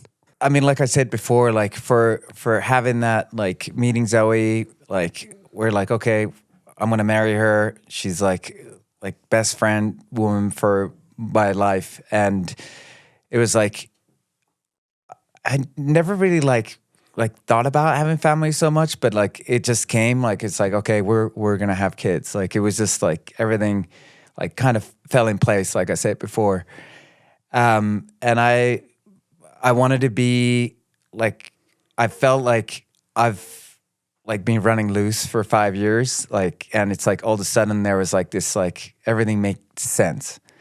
And like having kids was like just a natural, like next level to that. And it was 2005, we got married in Finland on our property, which was like a drinking game in between UK and Finland, because Zoe's from England. It was pretty funny. Finland won. So then we moved to US, and that was kind of the plan, like just come here and start kind of together as a, like start as a family. Like, Gabriel was born 2006. And I just, again, like to the next level, like there was just so much, life is so much more meaningful. You know, it wasn't just about you anymore. And it just felt good. And I also felt like somebody from outside could say like, oh, like how could you snowboard for a living? Like take all those risks. But for me, it was just like, just almost like even went deeper. like next level. Like there was like that reason why, and it was also like I wanted to provide for the family, and so it just like I just took my snowboarding even more professionally. I started training. Like nothing really mattered anymore. It was just like snowboarding and family, and that was it. Very simple. Yeah. It's a good segue into a guest question we have from Mikey Rents that kind of applies to this. Here we go. Real quick, before we get into this question, I got to let you know it's presented by Hippies. Made with sustainably grown chickpeas, gluten-free, non-GMO, plant-based, packed with protein. These things are seriously unbeatable, and they got some new flavors. They got the new flavor Blast Puffs. So good. They sent us a ton of them. I haven't stopped eating. They come in the blazing hot flavor. Very good. The perfect amount of spice, might I add. And they got the white cheddar explosion sitting back there, waiting for the next doggy door guest. Now available at hippies.com or Amazon. You're going to have to try them out. They're so good. They fill you up. They don't ruin the earth. They're exactly what you need out of a snack. And we got a deal for you. If you use promo code BOMBHOLE, all caps, you can get 20% off your order. So check them out, hippies.com. Find them on Amazon. Promo code BOMBHOLE, all caps, 20% off. Now let's get into the question. What's up, Bombhole? What's up, UC? Mikey Renz here. First, just want to say thank you to UC and Jeremy. Just grew up watching you guys snowboard, all the video parts and everything, and then getting to ride with you guys those years, filming and hanging out. Just some of the best memories, and just want to say thank you. So on to my question here. UC, you always had a really quick turnaround, just getting out here to Canada for film trips and then back home, leaving your truck at the airport. If you could just kind of break that down for everyone listening, maybe however many times you would visit throughout the winter. Have fun, dudes. Ciao. Yeah, Mikey. Awesome question. Such a champ, dude. Such a good memories. Like, I think like we gelled so well. Like, it was such a pleasure to film with him. Like, we just had this like a really incredible dynamic. Yeah, it was a special time, but yeah, it was just like, it was family. Like I said, it was just like in and out. Like, I think we talked about it yesterday a little bit. Like, it was kind of crazy because like thinking back, like the amount of time I snowboarded at that phase was probably like maybe 30, 40 days a year. Like, it was crazy. Like, you snowboard for like 3 weeks, like early season, and then it was just like full gas filming. But I didn't snowboard in between. Like, I'd go film and always had a plan. Like, it was like almost like you're like a freaking military mission. It's like, okay, like, what are we hitting? What tricks you want to do? What tricks I want to do? Where are we going? Like, we're going, like, my goal is to do this and this and that, 5 shots out. And you go back and forth. So I would go to the beach. Yeah. I'd go to Whistler. I had basically, like, for the last 5 years of my filming, I had my truck and a snowmobile on the valet parking at Vancouver Airport. And I would, like, I'd take, I don't know, 15 flights a year, just going back and forth. And I would, like, go back, film with Mikey. And then soon as, like, I'm like, okay, like, weather's coming in, we got 3 days, I would book my flight on the spot, like, on the mountain. And some days I'd be like, oh, hey, like, we got to get this shot, like, in the morning because I got a 9 o'clock flight. Like, we got a boogie. Like, and that was it. And pretty wild, though, too, because thinking, like some of those trips, I actually don't think I even turned my snowboard. Like you show up, you build a jump, you strap in, straight line, hit the jump, back up, get your shots. Like it's insane. Like, you're just kind of like a stuntman. That was crazy. That scene was really cool. I was a part of that too, so I got to watch it. And it would be cool. We'd roll over, after a day in the backcountry, and you'd come over, successful or not, like on the jumps. come over a ridge line and it's getting socked in, and you'd hear the words Cardiff. And that was it. And then it was like tickets being booked. Like Storms drove that decision, like Clips drove the decision. But ultimately, like UC said, it was always family that really drove that decision. But like efficiency was insane. Like that efficiency, and watching the two of them, UC and Mikey, click in the backcountry was truly something beautiful, like something you rarely see. There's great crews out there and there's really good posses, but to see people gel the way UC put it, like actually just acting as one, you know, and even in these like Cardiff calls, like Mikey could roll up and he'd be all, book your ticket, like just as UC's coming up, you know, like they just knew. They knew the patterns, they knew the flow. Yeah, thanks for letting me be a part of those. I'd always awesome. like, we always loved having you poke in, and they were always good to me, other than the 100-foot jumps that I'd have to roll up to.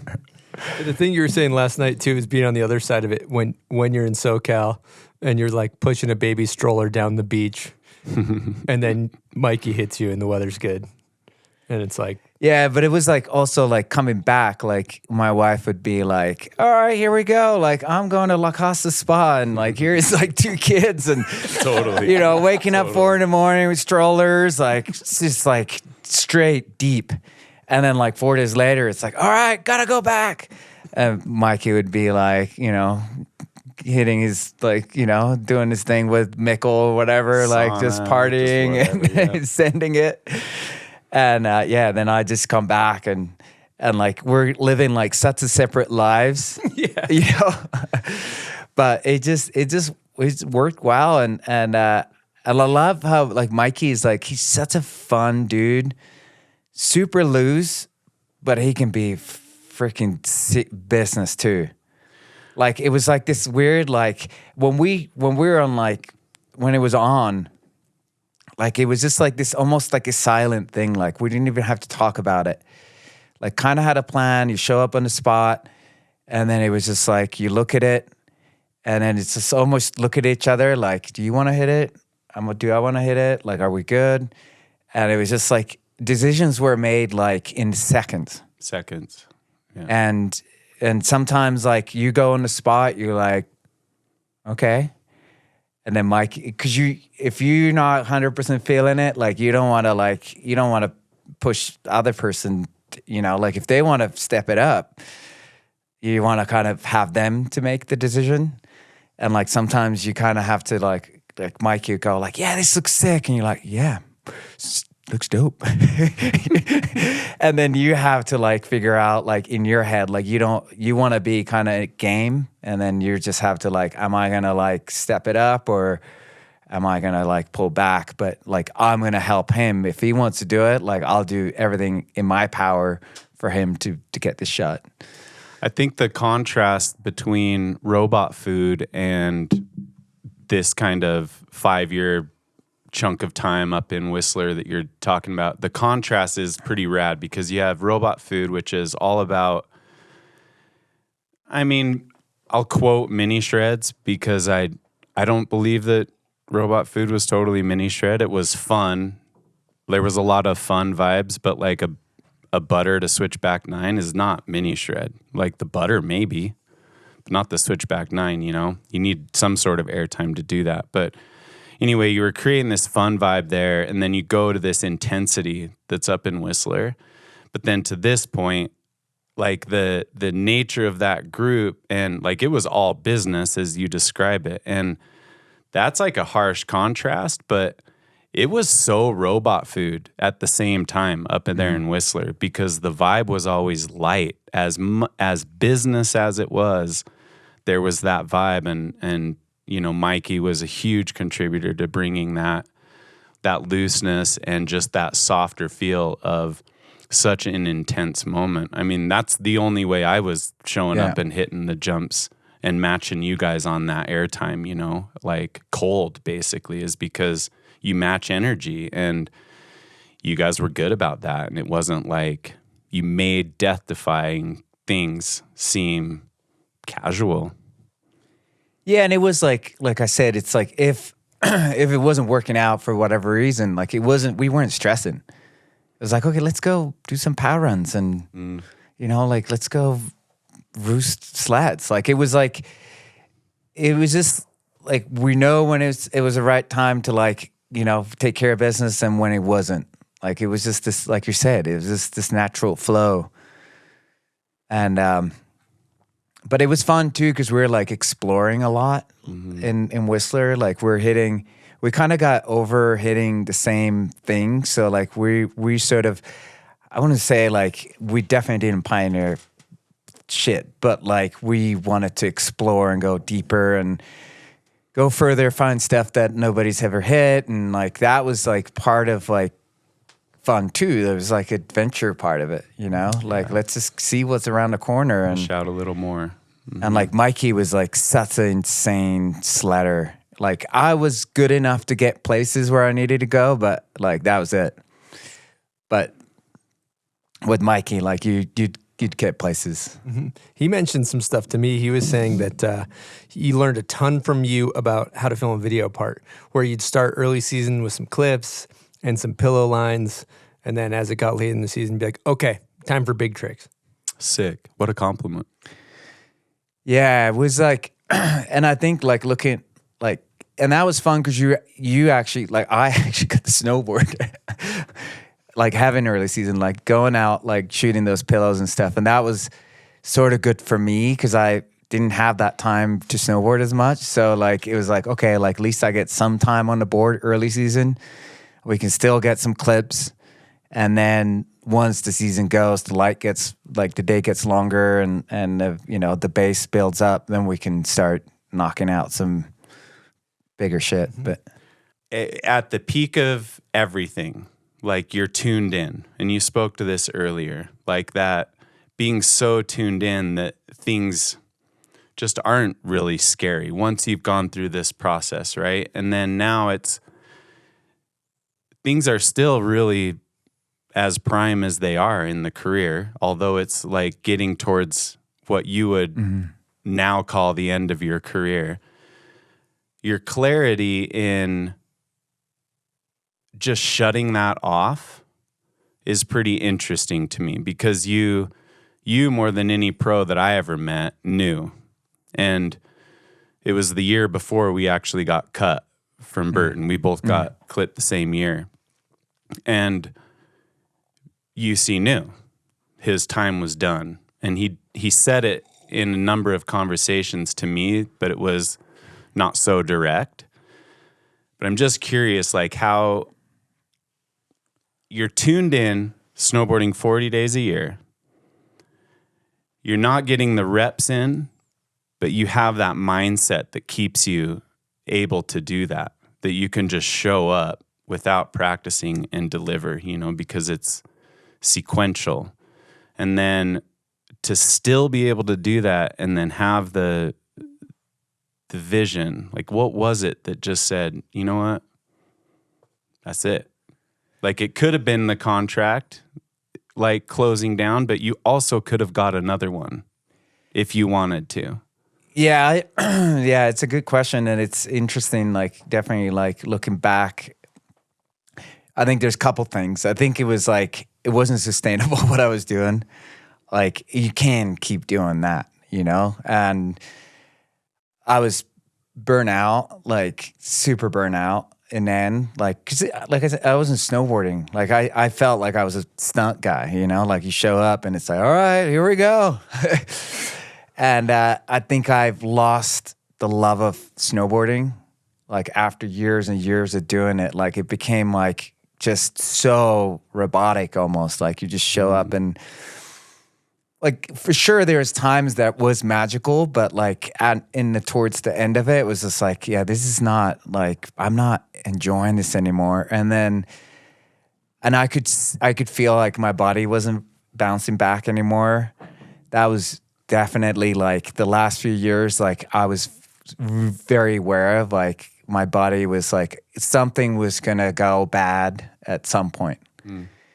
I would come to Whistler, film parts, and then go see my chiropractor and hang out with my family. Go back and do that. And like, it was just a matter of time. So like, I knew that was it. And looking back, I think like at this very like early days of my career, I've witnessed some of the guys like having that struggle in snowboarding where they were like hanging on to something that wasn't probably going anywhere anymore. And I saw that struggle like emotionally. And I just kind of made pact with myself. It's like, I'm not going to do that. Like, I don't want to walk away with that. Like, so grateful what snowboarding given to me. And I want to have that's special to me. I don't want to walk away being in a situation where I'm like bitter about it because the things are not going your way anymore. So like everything was just like teeing off to that moment. So I was sort of brewing, but what's really hard too, it's like when you kind of know it's coming and what we're doing as far as like kind of how gnarly it was shooting some of these stuff, like you can't be 1 foot in, 1 foot out. Mm-hmm. Like you really can't. And that's where I started like, okay, like I'm not like 100% in it anymore. And like, that's when you start playing with fire because that's when shit goes wrong. Mm-hmm. And it was that, and then it was the last day of filming. Like basically my last day filming as a professional snowboarder. We're in Whistler, we had heli time. We still like, we should have just gone home, but we still had like one day and we went out. And I never forget, like we were in a zone we'd never been. So it was already like kind of weird. We're like, oh, let's do warm-up laps. And the snow was like kind of changing. So it's like, it didn't feel right. I closed the heli door and I just had such a strong sense like, we should not be doing this. Like, it was just like, hit me in the gut. Like, hey, like this is, something's not right. And it was pretty mellow run. Like, there's a convex roller, and I was like, okay, if it's gonna go, it's gonna go there. And then I kind of do a turn, nothing goes, and all of a sudden the whole hill just cracks. And it wasn't like the typical Avi, because this was spring, so it was all like spring, like winter loaded. So I look like I go down. I'm luckily I carried enough speed, so I was going faster than Avi, and it piles up like, you know, previously like where I hit it and it was not good. And it was able to jump over, and then I had like a high spot on the right. So I just kind of do like a big turn, and I look back and I'm like, oh my God, like there's like car-sized junks just coming down the mountain. And that split second, I was like, that's it. I'm out. And I called my wife and I was like, I'm coming home for good. No way. And drove home. And I don't know if Mikey remembers this, but I sent the photo to Mikey. I drove my Tacoma to Toyota and swapped it to Prius. And I just sent him a photo of Prius. It's like, this is it. That's boss. I mean, honestly, I always admired that, just that. I mean, in that last day, that shut-off valve, I think the clarity of mind to... The know when to hold them, know when to fold them situation up, right there. I admire that. Yep. Yeah. And I was like I say, I was just done, like physically, mentally. I just didn't have anything in the tank anymore. And my kids were like 7 and 8 around there. And it was like, that's the time to be around. Like, I missed so much. So I just wanted to be home and I love it. Live simple. All right, we're going to interrupt this programming to talk about one of my favorite brands, Autumn Headwear. Their motto is Style Matters, and it shows. If you look at their team, they got some of the most stylish riders on the planet. It's rider-owned. This is a brand owned by snowboarders. Brad Alband is the genius behind it. He's done great work over there. And they have great fits on the beanies, most importantly. You know, here at the Bomb Hole, we love what we call a deep resi fit. the reservoir tip, so to speak. So they have the surplus fit, which is kind of a resi. They have the shorty fit, which is shallow. You might catch Silk D wearing one of those. They also have the simple fit that's right in between. And I was just on their website. The apparel is impeccable. So great company, rider owned. If you're interested in getting a great beanie this winter, head on over to autumnheadwear.com and use promo code BOMBHOLE for 20% off your order, and keep that dome piece looking great with an autumn bonnet. All right, we're going to take a quick break and talk to you about Herschel Supply Company. Now, Herschel makes some of the sickest bags I've ever seen. Me and Chris were going on a little bomb hole trip a while ago, and Herschel sent us a couple bags to make the travels easier, and they worked. All the stuff fit great. They were the perfect size. They looked so sick. You should have seen everybody in the airport. We were getting side-eyed because the bags just look so good. When I went on the website to check them out, they have an insane amount of colorways. They don't just make bags. They do laptop cases. They do backpacks. They do roller-sized bags. They do carry-on size, duffel bag, big duffel bag. They got every size you need for any situation you're going to find yourself in if you need to move some stuff around. So if you got some items and you need to put them in a bag, put them in a Herschel bag. It's simple.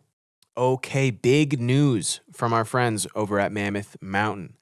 They are now open for the 24-25 season, and they've got big changes. A reinvigorated, brand new main park layout with new features, more jumps, and brand new jibs. Mammoth is also bringing back the hemlocks on the backside of the mountain. You're going to have to hike a little bit. You're going to have to unstrap, but don't worry, because picture this, a freestyle big mountain paradise with a little bit of help from park crew. If you like what you're hearing, check out mammothmountain.com for current deals and to check out their loaded events calendar for the season. That's mammothmountain.com. Before we get into post snowboard career stuff, I do want to go back and touch on a couple other notable snowboarding topics too. One being that you lived through the pre-double cork era and you evolved into the double cork era, but you didn't have airbags to do it. How was it getting on board with the double cork train? Fucking sucked. Hated That it. was high stress for you I guys. was like, fuck, like now I gotta do this shit. Like, I don't wanna be doing this. And I don't have the airworthiness like upside down. It's like I said before, like even doing nines, it's like, dude, I get dizzy. It's like, well, now we're doing doubles? And I try to like, I knew it was like, I had to do it. It was like one of those things. It's like a fucking elephant in a room. Like, okay, like if you want to get paid as a pro snowboarder, like you got to do this shit. Well, it's like, at least I felt, I'm like, all right, he's like. a jumper. No, I saw that. That struggle was real. Yeah, Devin Walsh would be another prior example, but other than that, Yeah, so it was just one, and I'm like, okay, like, all right, so this is it. I gotta fucking do this. And yeah, then it just becomes like, you know, like you gotta visualize, and it's like you start like, you know, you're on the floor, just like, oh, what it's like a little kid. And it was this jump in Tahoe where I did my first frontside double cork, and I went to like send it on a one, and it was like kind of got stuck in the middle, but I like totally figured it out. I'm like, oh, okay, like I got it. Like that's the feeling. And I think the second one I landed and rode away, had no idea what happened. I was like, what just happened? I was like, sweet. Hopefully I don't need to do that for at least another year. You were there, right? That was the one we were saying. I was probably like in Whistler, but that was it. It's like you're just kind of like, okay, like check. Yeah. Like Mikey brought up the back double. Another story as well about one that was mind blowing to me about how you did you guys were sessioning a jump. You were trying to double cork. Clouds came in, and for listeners that don't know, like going back to a backcountry jump the day after is like something I've never even considered in my life. And it's not smart. Yeah. It's not. Yeah. No. Because the landings, anything that snow that got landed on is concrete. Yeah. So, and then you went back the next morning? Yeah, I mean, you can relate to this. I think one of the worst feelings is like walking away from a shot. Fucking sucks. The worst. Yeah, it drives you crazy. And like for me, I know I had it, but I just didn't have time. And it was just like, I was so mad. And it was like more towards the end of the season. I'm like, I just need to do this. And then went home. I was just like in the snowmobile, like right back home. I was just like, oh man, yeah, I'm coming back tomorrow. Sleep on it. And I was just like, you're basically like, yeah, you just visualize. You just like manifest. You're just like, okay, I put all the power in this thing and I'm just coming in the morning and I'm going to get the shot and then we can like be done with it. And you can't think like, it's like the landing was horrible. Like horrible. And I'm like up there like 7 a.m, dude. It was like just like sunrise, like bulletproof. And it's like, oh, here's like, you know, it's like a worker hat on. And it's like, all right, here we go. And same thing riding away. I'm just like, yes. So what'd you do? Just hook it hard left off the thing or? Yeah, I had a little pocket on the left and I'm like, just like, yeah, just kind of went for it and rode away and yeah. That's true left professionals. also is a little rocky. Like you have to be careful going left on that jump, Well, right? and that's on that note too, like we talked about like how like precise you are when you're like on your game. Like I could hit, like I would feel confident to hit like 80-foot jump and land in between this track and this rock into this sliver with 100% confidence. Obviously, doing like, a 10 or a 9 it's or like, a 7. like, yeah, okay, totally. and then I'm going to jump, mark like a little mark, like, okay, I'm going to drift like full, like quick little math, which just doesn't make any sense, but like somehow it did, and it worked for the most part. You could call riders too. I mean, you could say, I know, without having that conversation, I would be able to know where UC's going. Yeah. From the bottom, I'd be like, he's going to hit the pocket right there.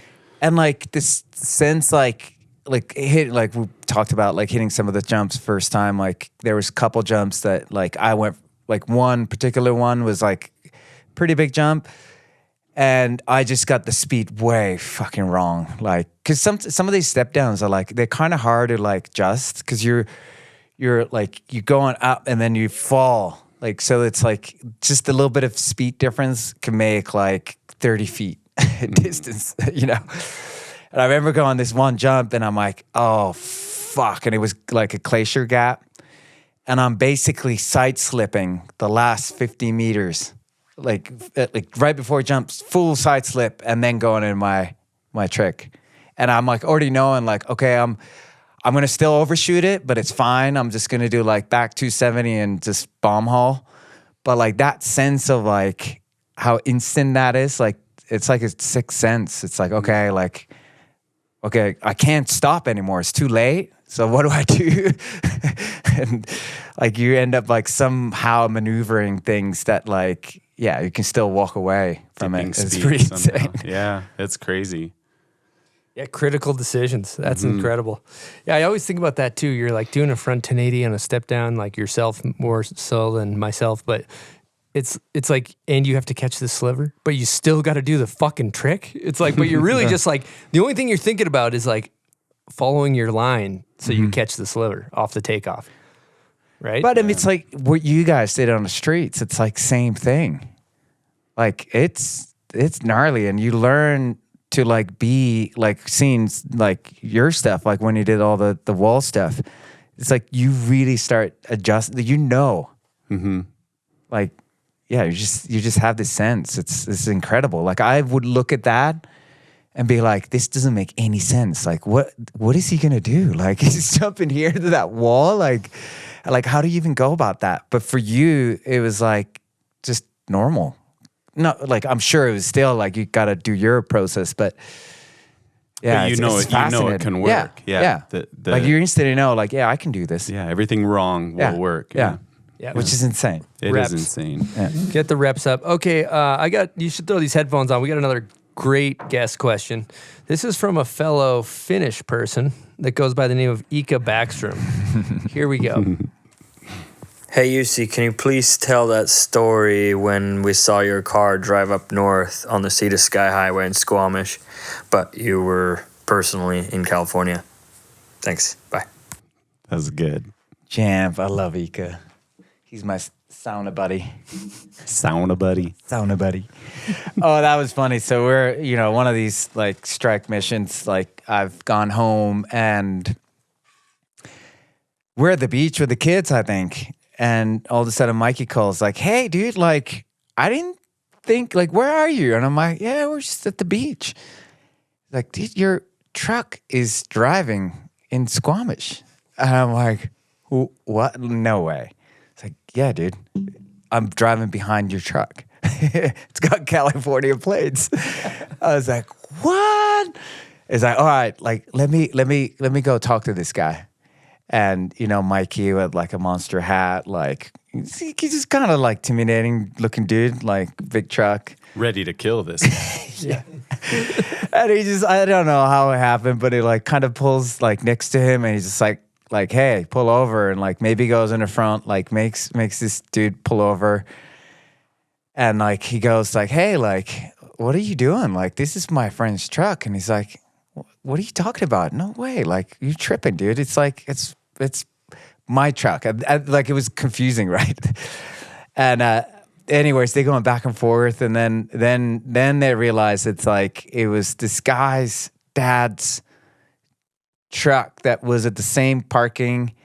And for some reason, the ticket got all fucked up and they gave my truck instead of theirs. And it was like, it was just such a bizarre thing. And, but anyways, like the dad, like they got connected and it was just like, oh, it was just funny. Like, but such a random situation. It's like clearly your snowmobile in the back of your truck. Valet I don't think I had, that's the thing. I didn't have a sled in the back because I think he was at the service.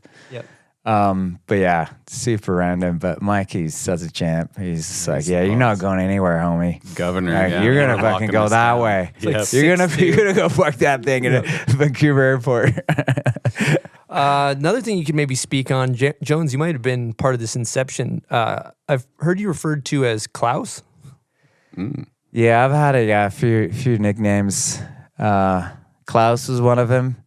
I think that was that Mikey, I think came up? Mikey came up with it based on food. Yeah, it was like these nuts that I like. So like, I actually eat food versus like Mikey eats like some 4-day-old Chinese food, candy. So I always pull up these like almonds or something like that. And the brand was called Klaus. And so he was just like, yeah. But I had few. I think Curtis gave me Juice Box. When I was a kid, I was like in my soccer team, everybody called me Jussi Pussy. And I don't know if you've seen this Instagram clip recently, like this girl talking about like, what's up? Because there's a rye bread now called Jussi Pussy. But it's like, she's like, yeah, like, there's this rye bread. Like, well, how does it work? Like, you're in the like dining table and like you go, your father-in-law, could you pass that Juicy Pussy for me? And then looking back, I'm like, yeah, that's funny. Pretty random. Like, yeah. Juicy pussy. Yeah, it was funny when we're getting married, like, because all the people from England came to Finland and they went to a grocery store and pussy's bag. And so like all the like a big size, like American size bags were like mega size, like mega pussy. And they were what is like, go to grocery store, there's like mega pussy, there's like Jussi Pussy. Yeah. But anyways. That's funny. Incredible. I love it. I want to talk about last night. I asked you a question. I thought you had a great answer. I was like, a lot of people wrestle with life after pro. I was like, did you wrestle around with that? So let me ask you, did you wrestle around with life after pro? Yeah, not a second. Yeah, it was honestly like, it was like huge relief. It was like I finally could breathe, just like, Because it, like we talked about it before, like it's a pretty stressful scenario, like just going, you know, and just not having that on your shoulders anymore. It was just like such a huge relief. And then also like, I never had like normal like life in the sense, you know, because it's been traveling since I was 17. So like just the idea, like being home, going to work, like that to me was like, oh, this is like amazing. Just the basic life, you know, we can have dinner, you know, hang out with kids, go to work. It's like, I don't know. I was just ready for next phase. Yeah. Excited. I'm curious, thinking about you and Mikey going around Whistler, and you guys are doing big tricks. You're hitting big jumps. Like if you look at, you know, those 5 years, it was like you're doing huge double corks. You guys are hitting massive gaps. Like such a grind for an incredible pile of footage every single year. And part of me wonders, watching some of the newer stuff coming out, like there's not too much that stacks up if you were to put it next to it. Like there's not much that really competes with that's coming out these days. I'm curious, thinking about it back then, it was like big contracts. You might be on the chopping block, a lot of pressure. What do you think? Do you have a take on where snowboarding's at from taking a step back from it? Do you have any thoughts on that? Well, like you said, I think there was so much more involved. Like the brands were involved. Brands were investing into us as a part of the brand. There was eyeballs on stuff, you know, like there was a reason why, whether it's Burton or like MacDog or like these investments going into these, because there's eyeballs, like just DVDs, for instance, like, and we briefly talked about like some of those like movie premieres we used to do it with Burton. Like it was insane. Like you go to like Milan or wherever, and there was like 2,000 people to come and watch the movie. Like it was like a big thing. Like, and I think what has lost what it is now compared to what it was is like you had to wait for a year to see these videos. Like it's such a big buildup. You know, there might be like some rumors leaking, and it's just like this. It's like this big buildup for this like fall when the videos come out. But there's like, it just doesn't exist anymore. You know, there's like the magazines doesn't really like there's, and same with the videos. Like there's probably incredible snowboarding, but it's just, there's no reason to put huge production behind that because it doesn't yield the same. You know what I mean? Like that's how I feel. But yeah, absolutely. I'm sure there's like pros and cons with that too, because it's like maybe some kids can do like Instagram edits and like get seen easier versus before where it's harder. So like maybe it's given opportunity for like younger riders in that sense. But yeah, it's just different. Interesting. Yeah, definitely interesting stuff to talk about. Makes sense with the sinking that much value into production and not getting the return and whatnot. And I think about like the grind of just, we're gonna go film the best video, like that mentality of like, we're gonna go hit the biggest jumps, we're gonna do the biggest tricks, we're gonna destroy everything. It just seems like it's a little bit more just laid back now. Yeah. And I have to say, like, I felt that was another part of the reason why I felt like I saw it happening. Like the budgets were like leaving, but like production budgets too. Like it's like for me to risk my life for this level, for like not even like a personal, like I'm making a living out of it, but like I don't feel like it's the reward or value for me to take the risk for what? You know what I mean? Like when you're set, like when you have, like everything makes sense. Like there's people are psyched, they're waiting for these video parts. You're psyched to like do your best for it. But when you kind of feel like, not that nobody cares, but it just it's not that meaningful anymore. It's like, dude, I'm putting my life on a risk for what? Like, it's just like the risk and reward wasn't like adding up anymore. Makes sense. Yeah. And yet, it is great how gracious your exit was. And that would be a good time to talk about. We actually have a question from Blotto about this, but about the exit and the career after snowboarding. So let me cue up this question from Blotto. Here we go. Good morning, Bombhole Nation. It's Blotto dialing in. UC, what's going on, my man? Hyped you're in the booth. Hey, give us a little roadmap and some background stories, post-shred career, picking up the camera, getting these photo shoots going, campaigns, client lists. Would love to hear about it. It's really impressive what you've done, and the work is amazing. So good job, my brother. Stoked to hear you. Oh, what a G. Love that, dude. I think just snowboarding as a whole, like, it's like meeting these such incredible people along the way. Like, being so lucky, like shooting with Blotto and I mean, so many creatives. It's like, it's been such a like huge part of like my life, you know, and so many freaking talented people, and definitely somebody that I looked up to. I always loved his way of working. Like, Blotto is like one of the like most creative guys. Like, I always like, I was always intrigued with photography. My mom was worked in a darkroom, so I always got like my film done by my mom, and like kind of exposed me to photography, and I always had like film stuff when we were just traveling and stuff. So I always like loved it. And then also like kind of paying attention, like just because of part of what we're doing, like with Curtis or like Zacher or Blotto or, you know, any of these guys, like how they all had like different ways of getting the shots. And yeah, so it was always something that I was intrigued, but I never like honestly like thought that I would be doing that for a living. Like, it never crossed my mind. And one thing led to another, and I like one of the first like kind of shoots that I did was with Ika. We did a lookbook for DC, and it was super fun, and kind of got me like, okay, like this is kind of like interesting. And then one thing led to another, got another client, and like it just kind of started going. And honestly, like, and maybe it's something like where we come from as a you know, skateboarders and snowboarders, like where you feel like you have to earn like this is what you do.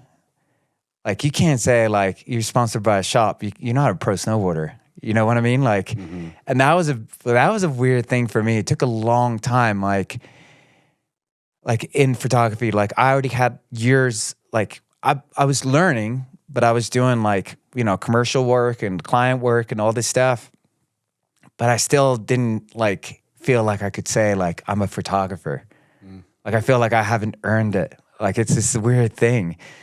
And but yeah, like I did like one of the shoots. I did like a shoot for Starbucks. This pretty like, you know, bigger shoot, and then like I think like after that I was like, okay, like I think I'm a photographer. Like, I think they hired a photographer. And but yeah, it's been such a rad journey. Like, without really like planning, it's sort of just like walking into it and just kind of makeshifting that as a career. And I've had like incredible clients that like I worked for a long time, done a bunch of outdoor stuff. I work with Fat Tire, do a lot of stuff for them, do some stuff with Thule, done a lot of stuff in the food space, like big national brands, a lot of stuff in cycling, like Specialized, Envy that lives in Ogden. I've done all their campaigns, and yeah, just mix of like commercial and creative and anything in between. And yeah, just kind of learning as you go, you know? That's sick. Yeah, absolutely. And I'll tell you this, before I knew you were a photographer, but I've mainly known you as like a snowboarder, Jussi Oksanen, the snowboarder. So when I was doing research for this, I started looking at all your photos and your portfolio, and I was like, holy shit, this guy's like a legitimate, incredible photographer, which brings me to the next question. This is from Alex Andrews. Shout out AA. Oh, I think you saw him yesterday. Yeah. But he said, what fuels you these days in your new career path? What keeps you going? Yeah, Alex, man. Like, it was so good to catch up with him. Such a good dude.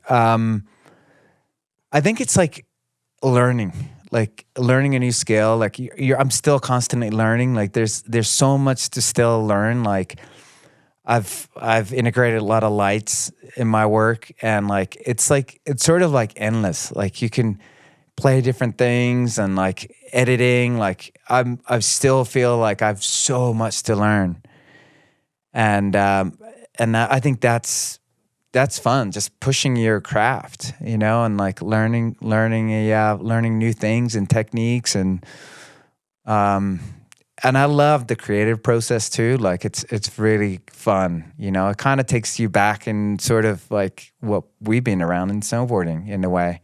It's like the production and a lot of photography is actually like getting the end shot is like if you've done all the steps leading to the actually taking photos, like that's where the bulk of the work is done. It's like the production, the right people, the locations, and like having the right dynamic, like with the people, and like getting it there in the right time, and like location scouting, like all these things, like so much goes to that. But if you nail that, then like the shooting is just like the gravy, I'd love to hear you talk about that photo you were showing me last night of the road biker next to the LA River. Yeah, so we just shot with this Andrew Jackson. He was a BMX pro. He's kind of like a gravel cyclist. He's sponsored by a bunch of brands, and we did a shoot in like East LA, kind of like where his neckhood by like LA Art District, and it was kind of semi like personal project. And I've just sort of like, I mood boarded it, like, and he's super creative, and we've sort of like been talking for a while, and I'm like, oh, like build this mood board. And then it was just me and him, and we shot for 3 hours, but it was just like the flow of it was like, it's like when you vision things, you plan things, but then you let loose. Like I think that's really important, because it's like some of the times like when you're too planned and like you don't leave room for like space, then things like can't happen. Like you're so like, oh, we have to like be here this time, and it's like you have to leave like kind of space to be creative, and also like he's a creative, so like you have to like let him like kind of run with it a little bit too. And it was just like this rad flow, and we've made some really beautiful images that were just like, not necessarily just photos, but just a vibe, And I think like when you capture the energy, I feel like is a good photography. Like, because if you look at photo and you feel the energy, that's when shit's good. It's not like necessarily just like, oh my gosh, it's a beautiful photo, but captivating that. Growing up as children that are magazine fanatics and just always thumbing through magazines, now you're a photographer. Where are we at with the medium of photography? Where should these things live? Well, it's funny because I got into photography when basically magazines died. So I never had that in my career. So I never had to do that transition. But yeah, my work is all like brand work. So it's gone, and either we're shooting like seasonal catalogs or lookbooks or campaigns, POPs for retailer / being used zillion social channels, like, but now there's this constant need of content now. So it's like, yeah, it's quantity too, which is like that. Sometimes it's like the balance, because you want to do creative work, but sometimes it's just like we just need a ton of photos, and like sometimes like the client doesn't necessarily appreciate the craft and like making something unique. It's more just like, oh, let's just like bang this stuff out. And so it's just a balance. Like sometimes, yeah, it's just full work, shot list, get what client needs. And end of the day, that's like bulk of your work is like understanding what client needs. You might want to do this, but who gives a shit? Because you're getting paid to do that. And if that's what they want, that's your job. But anytime you can kind of integrate like your flair, and hopefully like your work starts showing off certain way that people hire you because they like what you've done. And then hopefully you can start kind of going that direction where it's like, okay, they hire you because you did this cool creative work. And that's how you're getting hired. But yeah, it's a mix. I got to ask too, because coming from such a big snowboard background, now you're a commercial photographer, but you ever get the itch where you're like, man, I want to go shoot with Mikey and shoot some photos of some guys hitting some step downs? Because there really isn't any snowboard imagery in your log. Well, you know what? It's funny because I had one campaign I shot on snow. It was lifestyle stuff, but I shot on snow. It was more or less like B-roll at that point, like what we needed on snow. And it was like, I was like, dude, this is like horrific. Like just the snow management with your camera, like fuck, it's like everything's foggy, shit's everywhere, my fingers are cold. And I don't know, I think I called Blotto like, dude, you guys are like such of jamps. Like I had whole different appreciation of what they do. And also like shooting on snow, like it's hard. Like, cause it's like I remember when we used to, cause everything was film. So the photo was kind of like the second priority. And I remember like showing up and you could just see like we're showing up a jump and then Curtis is like, oh, great. Like what am I going to do here? Like, I'm just going to eat cheese here and just look at you. Like I can't make a photo of this. But like they still come through like super creative and like get those shots. But it's like the framing and everything else. It's hard. Like, cause there's no hard to get like foregrounds and the canvas is tough. Yeah, I don't know.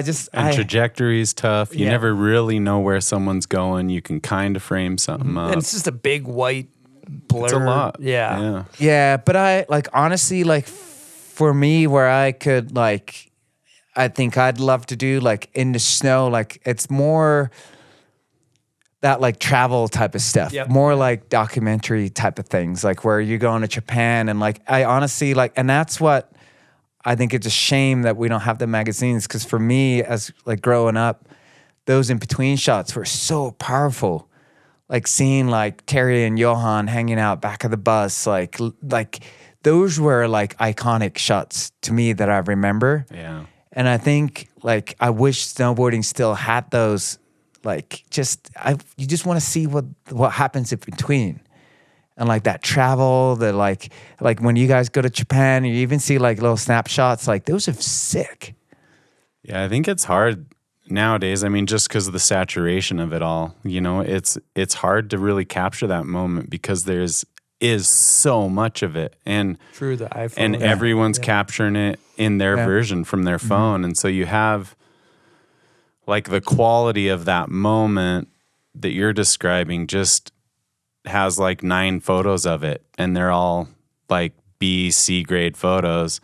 And so it just doesn't tell the same story, you know? So I think we kind of miss that on that end, which is kind of a bummer. But I think, I think you're right. I think that some of those images not snowboarding are by far the most impactful. Yeah.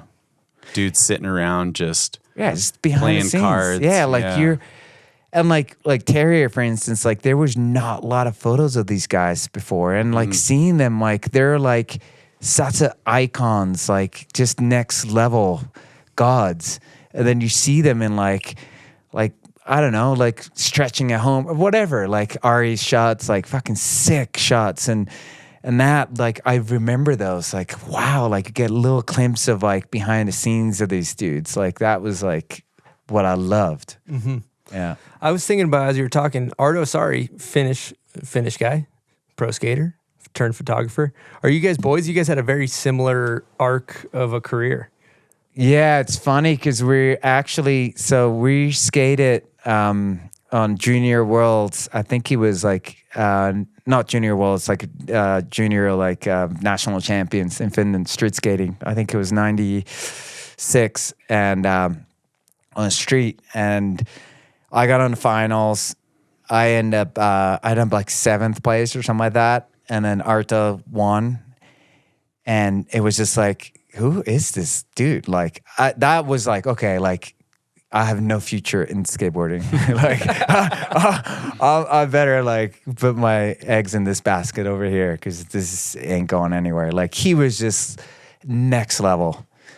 And it's funny because it's like our careers were like exactly the same time, but we weren't really like never friends.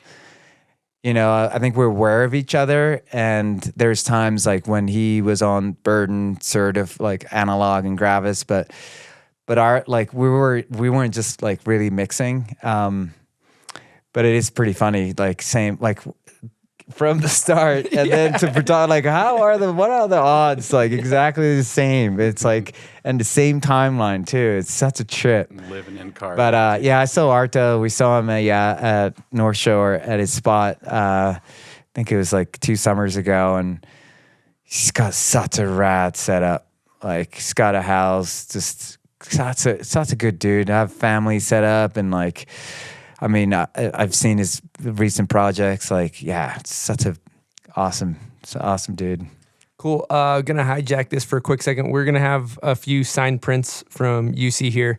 Andy Wright took the photo, so be sure to check out Andy Wright's print shop. We've been talking about photography. He's got all kinds of incredible prints on there. Good holiday gift if you want to get it for somebody. So I don't have the thing in front of me at andywrightphoto.com, I believe. We'll put it on the screen. But definitely support Andy, and we'll have a few signed on our website as well. But just wanted to mention that because he sent over that photo of you. It's amazing. I don't know what you're doing. Switchback 5, getting chased by a helicopter. I've never seen that shot, actually. At first, I'm like, who's that? Oh, shit. Are you like me? You using your goggles from 6 seasons ago? A little outdated, don't fit that well anymore, a little scratched up. Well, might be time for an upgrade. And we at the Bomb Hole highly recommend that you consider the Oakley Line Miner Pro. It features Oakley's patented switch lock technology, which utilizes 6 strategically placed magnets around the frame, paired with 2 mechanical locks for a quick and secure lens change. With a 2-lens bundle, riders can effortlessly swap their lenses out to adapt to the changing weather and lighting conditions, making the mountain adventures go on longer. So if you're in the market for a new pair of goggles, check out the Line Miner Pro or any other incredible Oakley product at oakley.com. Hey, Bombhole listeners, if you're venturing into the backcountry, you need OnX Backcountry. OnX Backcountry is a GPS mapping app designed to help you explore the backcountry with confidence. With OnX Backcountry, you can scope lines like never before by utilizing 3D maps, guidebook route descriptions, and high-quality satellite imagery. You can visualize your perfect run. OnX Backcountry gives you the tools to interpret the information you've gotten from an avalanche report into a backcountry tour plan. Access avalanche reports, slope angle, and aspect shading, and their revolutionary avalanche terrain exposure scale layer to help you determine what terrain is the best pick for the day and what terrain should be avoided. Huge for safety. No cell phone service? No problem. Download your maps before heading out. You'll have all the tools you need to stay on track, no matter how deep you venture into the backcountry. Don't wait. Download the app today with 20% off using code BOMBHOLE20. Again, that's 20% off with BOMBHOLE20. Ride smarter, safer, and bolder with OnX Backcountry. Okay, guys, this episode is sponsored by Vaer watches, which I'm currently wearing. Look at that bad boy. Sleek. Vaer is a unique Southern California-based watch brand. The C5 Tactical Field Solar is their best-selling watch in their entire collection. And what is unique about these watches is that they are solar-powered, and they harness light from various sources, including sunlight and artificial light. 6 hours of direct sunlight provides 6 months of power. They're also water resistant, which makes them suitable for swimming, surfing, and other water activities. They all feature scratch-resistant sapphire crystal, providing durability and clear visibility under various light conditions. And you can't forget about the interchangeable straps. To learn more, go get your own at vaerwatches.com. VAER watches.com. Thinking about, too, going back to the canvas, it's like shooting road bike stuff, or cycling, whatever you nerds call it. It's basically like for us, we have to do the trick. It's like all about, you got to, poke the grab at the right time, the apex, and then you got a good photo. But it's like, you're just like riding a fucking bike. Like, it's like, there's no trick. You know what I mean? Kind of the placement though matters, pedal placement and where you like lead foot and things like that. So I can see that. But it's like landscape. It's like almost more landscape photography. Well, conceptualized. But there's ways to like captivate the energy, like using slower shutters and having like, and that's like, I think to me, like, is fundamental. And I honestly like been shooting photos like whatever, like years now. And I feel like finally, like I feel like I'm coming to my own where I feel like I know my style and what I like. And it's like, it is like capturing that energy. Cause like you say, if you shoot a sharp image, somebody riding a bike, it's like, it's fucking boring. Whatever. It's like it does not look cool. Spandex, helmet. But like, just like, and like exploring, like, shooting like slow shutters, like moving your camera, like, just messing around with shit that it's like, just gives a little bit more texture and like vibe. It just makes such a difference. Well, and you're a big cyclist yourself. Like yesterday you went and you did a lunch ride with the guys at the NV Cycles in Ogden here, and they just smashed out like 28 miles like it was nothing. And for me, as a guy who personally, I enjoy making fun of my friends that road bike and wear spandex, I'm not there yet. Generally with me, I make fun of things and then I start to do them, and that's just kind of my pattern. But I haven't started yet, so sell me on cycling. Well, if you told me 20 years ago I would be like on spandex, like there's no way. Like I'd be like, yeah, that's not me. But like my journey into cycling was, I had my 5th ankle surgery, and my surgeon is a big cyclist, and he was like, dude, if you don't start riding your bike, you're gonna be in 2 years. And I'm like, okay, what is that looking like? Like what, just like riding like around the block, or it's like, I don't care, just like get on the bike and you just gotta ride, but all the time. That blood flow. And I'm like, okay, like, and Burton had a deal with Specialized, and so they send me like tarmac, and I got on this thing, and then it's like this, like, okay, like what am I gonna wear? It's like, okay, and then it's like, me and Zach had the deal with Specialized. Not Burton. That was Zach Hale and me. Got to give credit where it's due. Just be clear. Okay, continue. But yeah, then it's like this, like confusion. Like, okay, like how do you, like, what do you wear? And it's like, this is hideous. Like, I'm not gonna be one of those guys.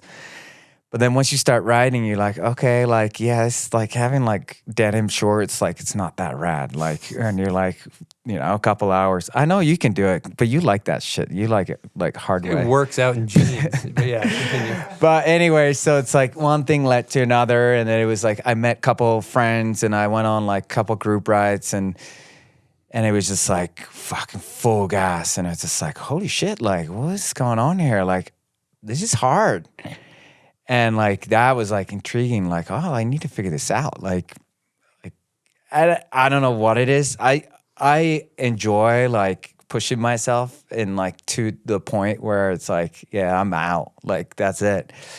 And I really loved that feeling. And I also loved being like complete novice, like idiot. Like that a journey. It's just like I'm a kook. Like people like, hey, bro, like, what are you doing here? Like, you need to do this or that. You're like, oh, okay. Like, and, but then it's like how good you feel afterwards. Like, to me, like being like pounded year after year, and all of a sudden, like, you go ride for 3 hours and you like feel great.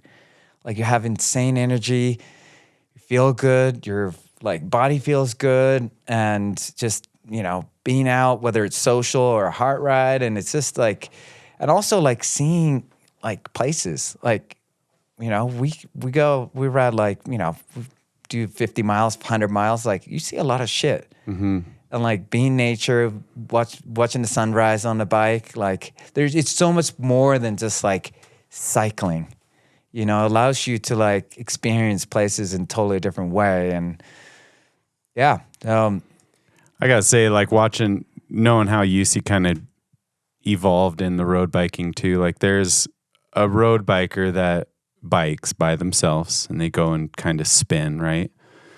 And then there's what seemed like what you see, and you correct me if I'm wrong, I could be speaking for you and it's not appropriate, but he always seemed to gravitate towards those groups and like that hustle of being in that kind of Peloton mode where like you're jockeying, you're moving, you're dealing with all of those like kind of kooks that are there, and then also the like on point ones. And so like moving in that unit is a ton of navigation and a lot of tricks happening, I would assume, versus just going on a ride for yourself to lay down some miles and get some exercise. So I think that's the adrenaline maybe that. And it's humbling. Like you go like out with some of the guys that I ride with, like they're way stronger than I am. Like it's like you come home and I was just like, oh fuck, like sauna, nap time, you know. And it's like I love that. Like it's like doing hard shit. It feels good sometimes. Yeah. And you mentioned flow in the sauna yesterday too.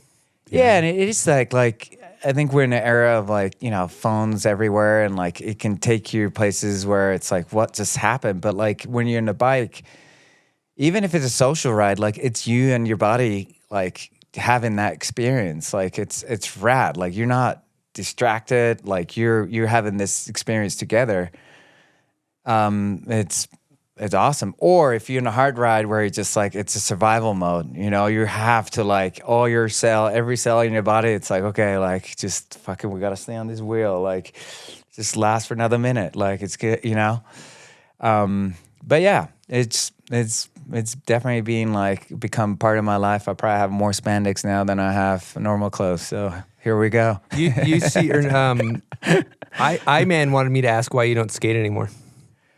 Well, I love skateboarding, and it's like that was my first love in this space. But you have to fucking skate a lot, and then I still like I have it tricked so dialed in my mind, dude. I've like it's so easy, and then you start chucking it, and it hits your shin, and you're like, fuck that, like. Like it doesn't work the same way. Like mental versus like what happens with your legs. What do you think about that, Jones? I mean, I agree, but I also love that component of it all. You still have a penny roller tray flip though. That's pretty I can penny shit. Like I can do maneuvers on penny. How's the 3 flip? It's on lock on penny. On switch penny. 3 flip on. I got switch trays too on penny. Like yeah, but like normal.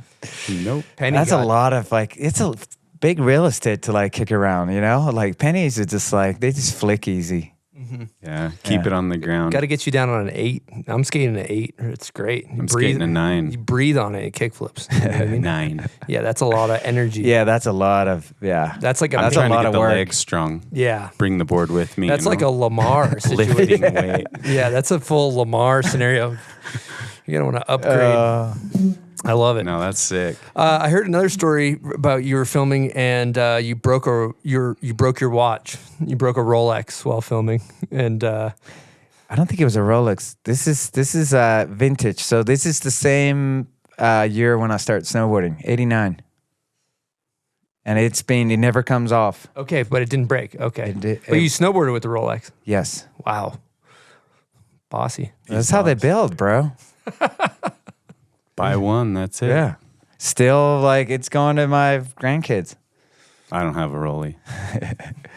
Or do I have to say Rolex? Can you only say Rolly if you have one? Yeah, there was some years, though, talking to I-Man where you had, like, a apartment in downtown Helsinki and a BMW, and you were kind of, like, partying, living lavish, right?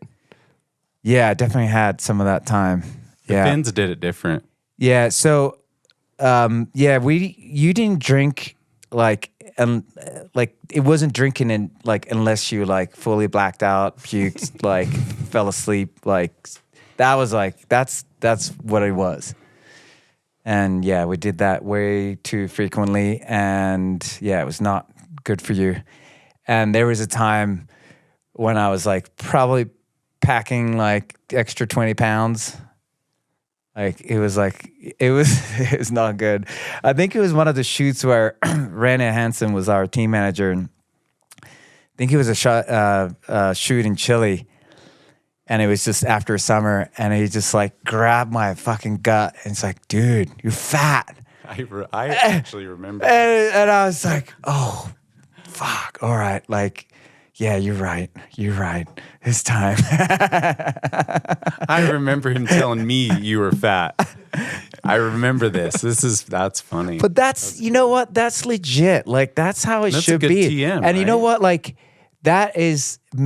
I think there was a lot of miss in snowboarding because snowboarding, like you're doing your thing and you don't even know if you're doing things right or wrong. Like you think you're killing it, but you might be blowing it. You know what I mean? Because there's no structure of like somebody calling like, hey, like you kind of like on the edge. Like you need to get your shit together. You just get cut. Yeah. So like having that honesty where it's like, hey, dude, like you're fat. Like basically, if you don't get your shit together, you're cut. But like at least you told me, you know. And like, because throughout my career, I feel like looking some of the riders, I felt like if they sort of had heads up, like, hey, like, you know, if you navigate a little bit this way, like you have ability to snowboard, incredible talent, but you're kind of losing a little bit, like you sidetracked a little bit. And I think there was a lot of really good careers kind of lost in that shuffle because it wasn't clear communication in a way. I agree with that. I'm going to go with kind of two parts here. So that was our first like I never had a manager because I actually went from Forum to Burton. And when I came to Burton, it was Rene.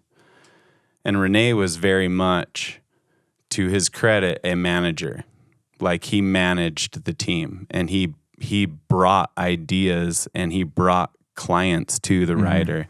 And he would bring deals, and never took a cut from it. Like he played that role so much for me particularly, but for all the team. And I thought that's a really cool point because that was 2003 that I started to pick up on that. And some riders are getting managers and having them manage their careers and their money and their kind of ideas, and just show them the path. And nowadays it's you have that opportunity, but I think it still is lacking that knowledge of the path. Like this is a clear path, and some TMs do it and some riders don't want to listen. There's for sure that you got to do it your own way. You got to do it your own way. But I don't know. I feel like that the mentorship is so huge, and there's not really a program for it. It definitely comes down to the team manager, if that's just their style, if the rider's clear enough, like you've described multiple times in this podcast, your clarity of a situation is something admirable for sure. Like you pick up on really crucial components of scenarios, it seems, and learn from them. But not everyone does, and they need someone to kind of point those things out. But having Rene, like you mentioned, like having somebody who would just say it as it is. Like I remember like him calling me like, hey, like, because going to US Open always sucked. It was like March. It's like, I don't want to fucking go to US Open. Rene called me like, hey, you got to come down. And I'm like, no, dude, like my ankle's like not good. Like, I think I need to take a week off. He's like, nope. Jeremy already told me exact same thing. You're fucking coming, buying your flight. And it's like, you're done the same thing. It's like, he's like, I'm not and buying he's like, no way. Like, yeah, it's just, and also like my wife, I think when we got together, it was like one of the photo shoots, like Rene would be like, oh, you got to go to Argentina for a photo shoot. And it was like, and that was like the time when I was maybe like took it for granted, you know, like you're just like out partying and like you think you're on the freaking flies, like, but you're kind of blowing it, you know, in the Verge. And I was like, kind of like telling my wife, Zoe, it's like, I gotta go to this Argentina, but like, I don't want to go. Like, I don't know, like what excuse I'm going to tell Renee. And she's just like, are you kidding me? You getting paid this? And you tell him like, you're not going to go to like the brand shoot? And it's like, oh, you're right. Yeah. Thank you. Love you. It's like, all right, I got to listen to you more. Yeah. It's Yeah. true. You need good people in your corner. Yeah. For Absolutely. sure. For sure. Yeah, but I also think too, going back to just the quality of footage too, is I think the filmers back in the day and the photographers would be like, this isn't big enough. Oh yeah. This isn't legit. And as much as we complained about it, like if you were to go out with a filmer photographer to do that, it yielded great results. And it shut things down from happening. Straight up, a photographer, a filmer would shut a jump down. It wasn't actually up to the rider. If they didn't like it, they'd be like, "Go, you can hit it, but I'm not pulling my camera out." Straight up. Yeah, I'm not pulling it out. It's healthy. And like going back like the dogger days too, and like you know, that's how it was, you know. 100%. Learn to stomp. Don't throw the rudder. That's what Renee told me. You'll have an ender if you get that rudder off the ground. I also heard if you want to win, get a fin. That's what they say. Yeah, I saying back in the day that. when all the fins started coming in, I think I believe that. and it worked. Like he won a bunch. Well, he won a bunch of shit. Yeah. Going to that, I have to say props like how the finish, like how it was structured, like from like the generations. Like it was Joni Mäkinen, Ami. One of the best styles ever was Jesse Huveri. He rode for Special Blend. Fucking incredible style.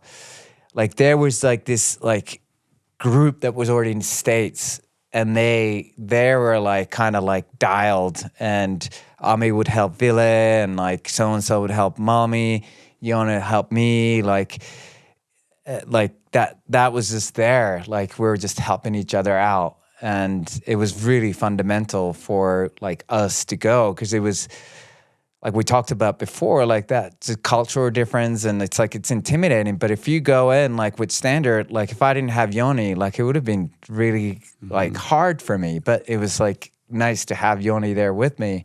And same with like Ami was for Ville and so forth, you know, just having that dynamic was huge. It's nuts for such a small country too. You think about how many great snowboarders came out of Finland for just like, if you look at the world, how like It's you guys got insane. hockey players and you got snowboarders. And F1 drivers. F1 drivers. But it becomes relatable, because like, or like possible when you see these guys, they come from a same stupid like 150 vertical feet hill. Like in reality, it doesn't make any sense. But like these guys made it, you know, and it's like, I can do it. And like, not only Finland, like you look at Scandinavia, you got like Johan Olofsson, Ingemar, Terje, Daniel Frank. Like, dude, it was a heavy crowd coming from like Scandinavia. Solberg. Yeah, heavy. Yeah. Yeah. Solberg. Absolutely. Have you seen, are you familiar with Rene Renekongas? Oh yeah, dude, he's wild. He's kind of like the Dude, he's Finnish, sick. the hope of Finland. I feel like he's the He's so great fun one. to watch. Yeah. So fun. Oh, it's so sick. So one thing we didn't talk about, a lot of backcountry snowboarders go to Alaska. Any notable Alaska experiences? Yes. So first time I went to Alaska, I don't remember the year, but it was with MacDog. It was Brad, and it was me, DCP, Dirksen. I think that was the crew. I mean, was Ville on that trip, or was it the year after?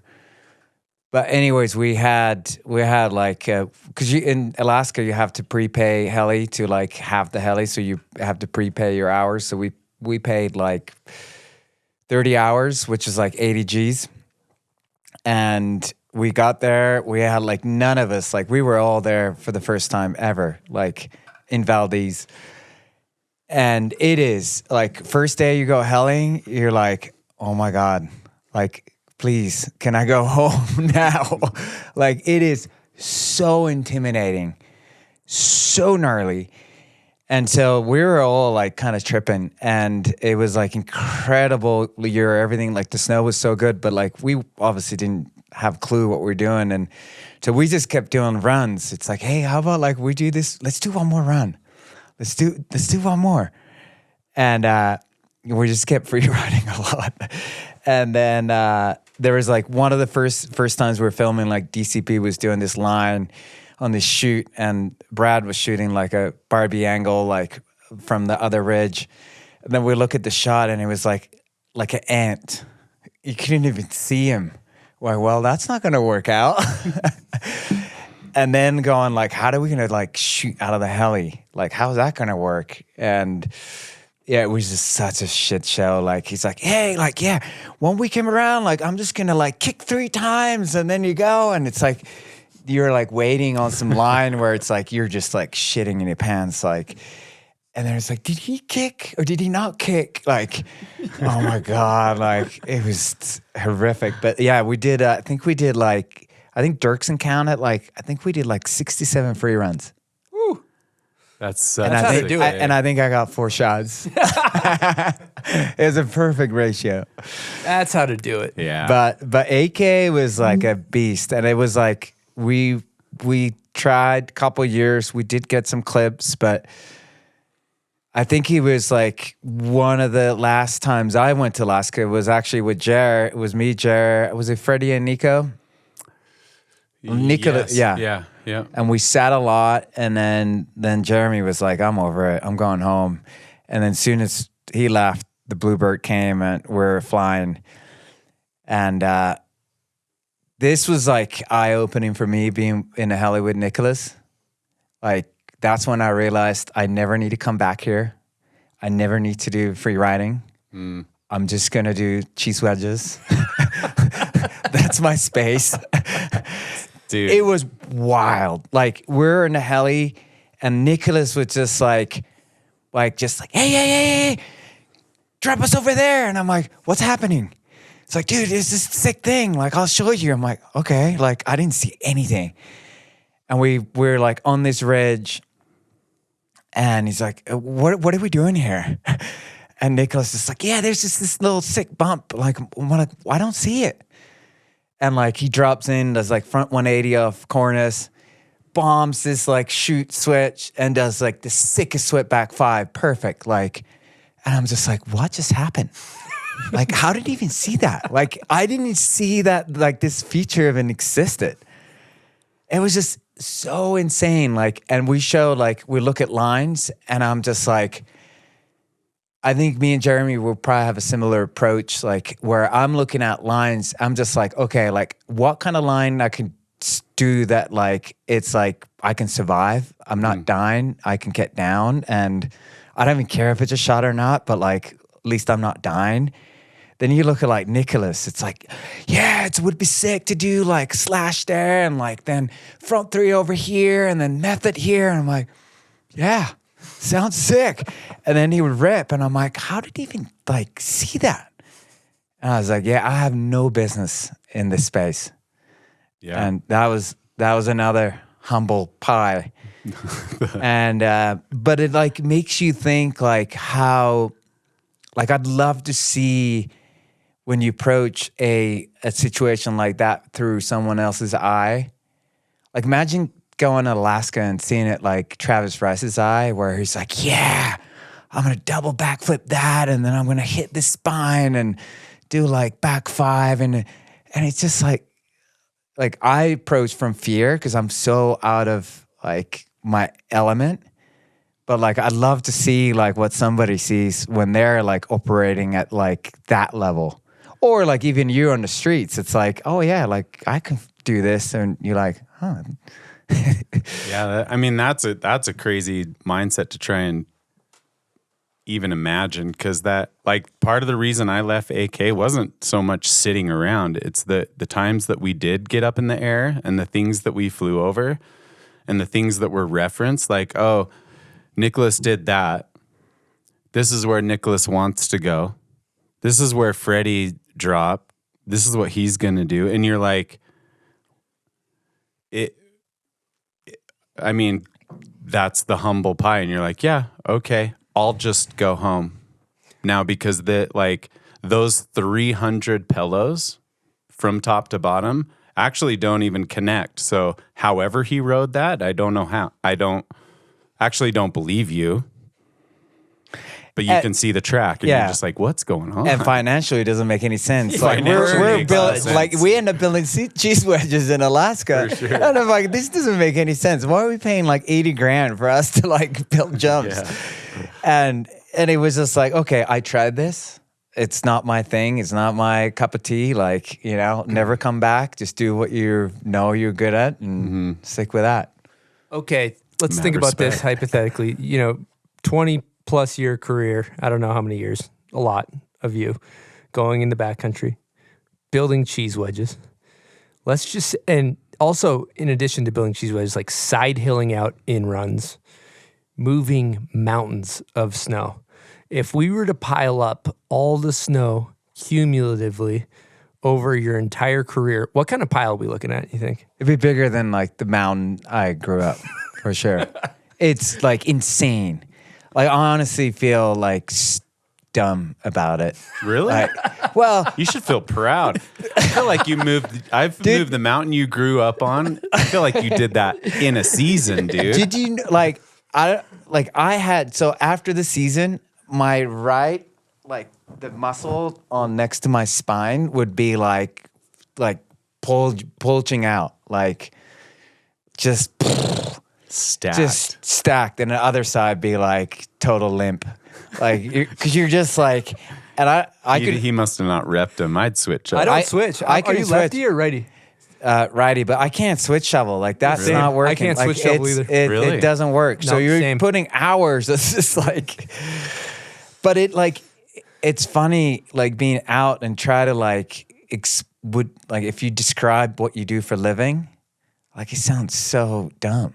I shovel. Like I go out in the mountains and then I shovel for 6 hours and then I tumble like having a car crash for multiple times.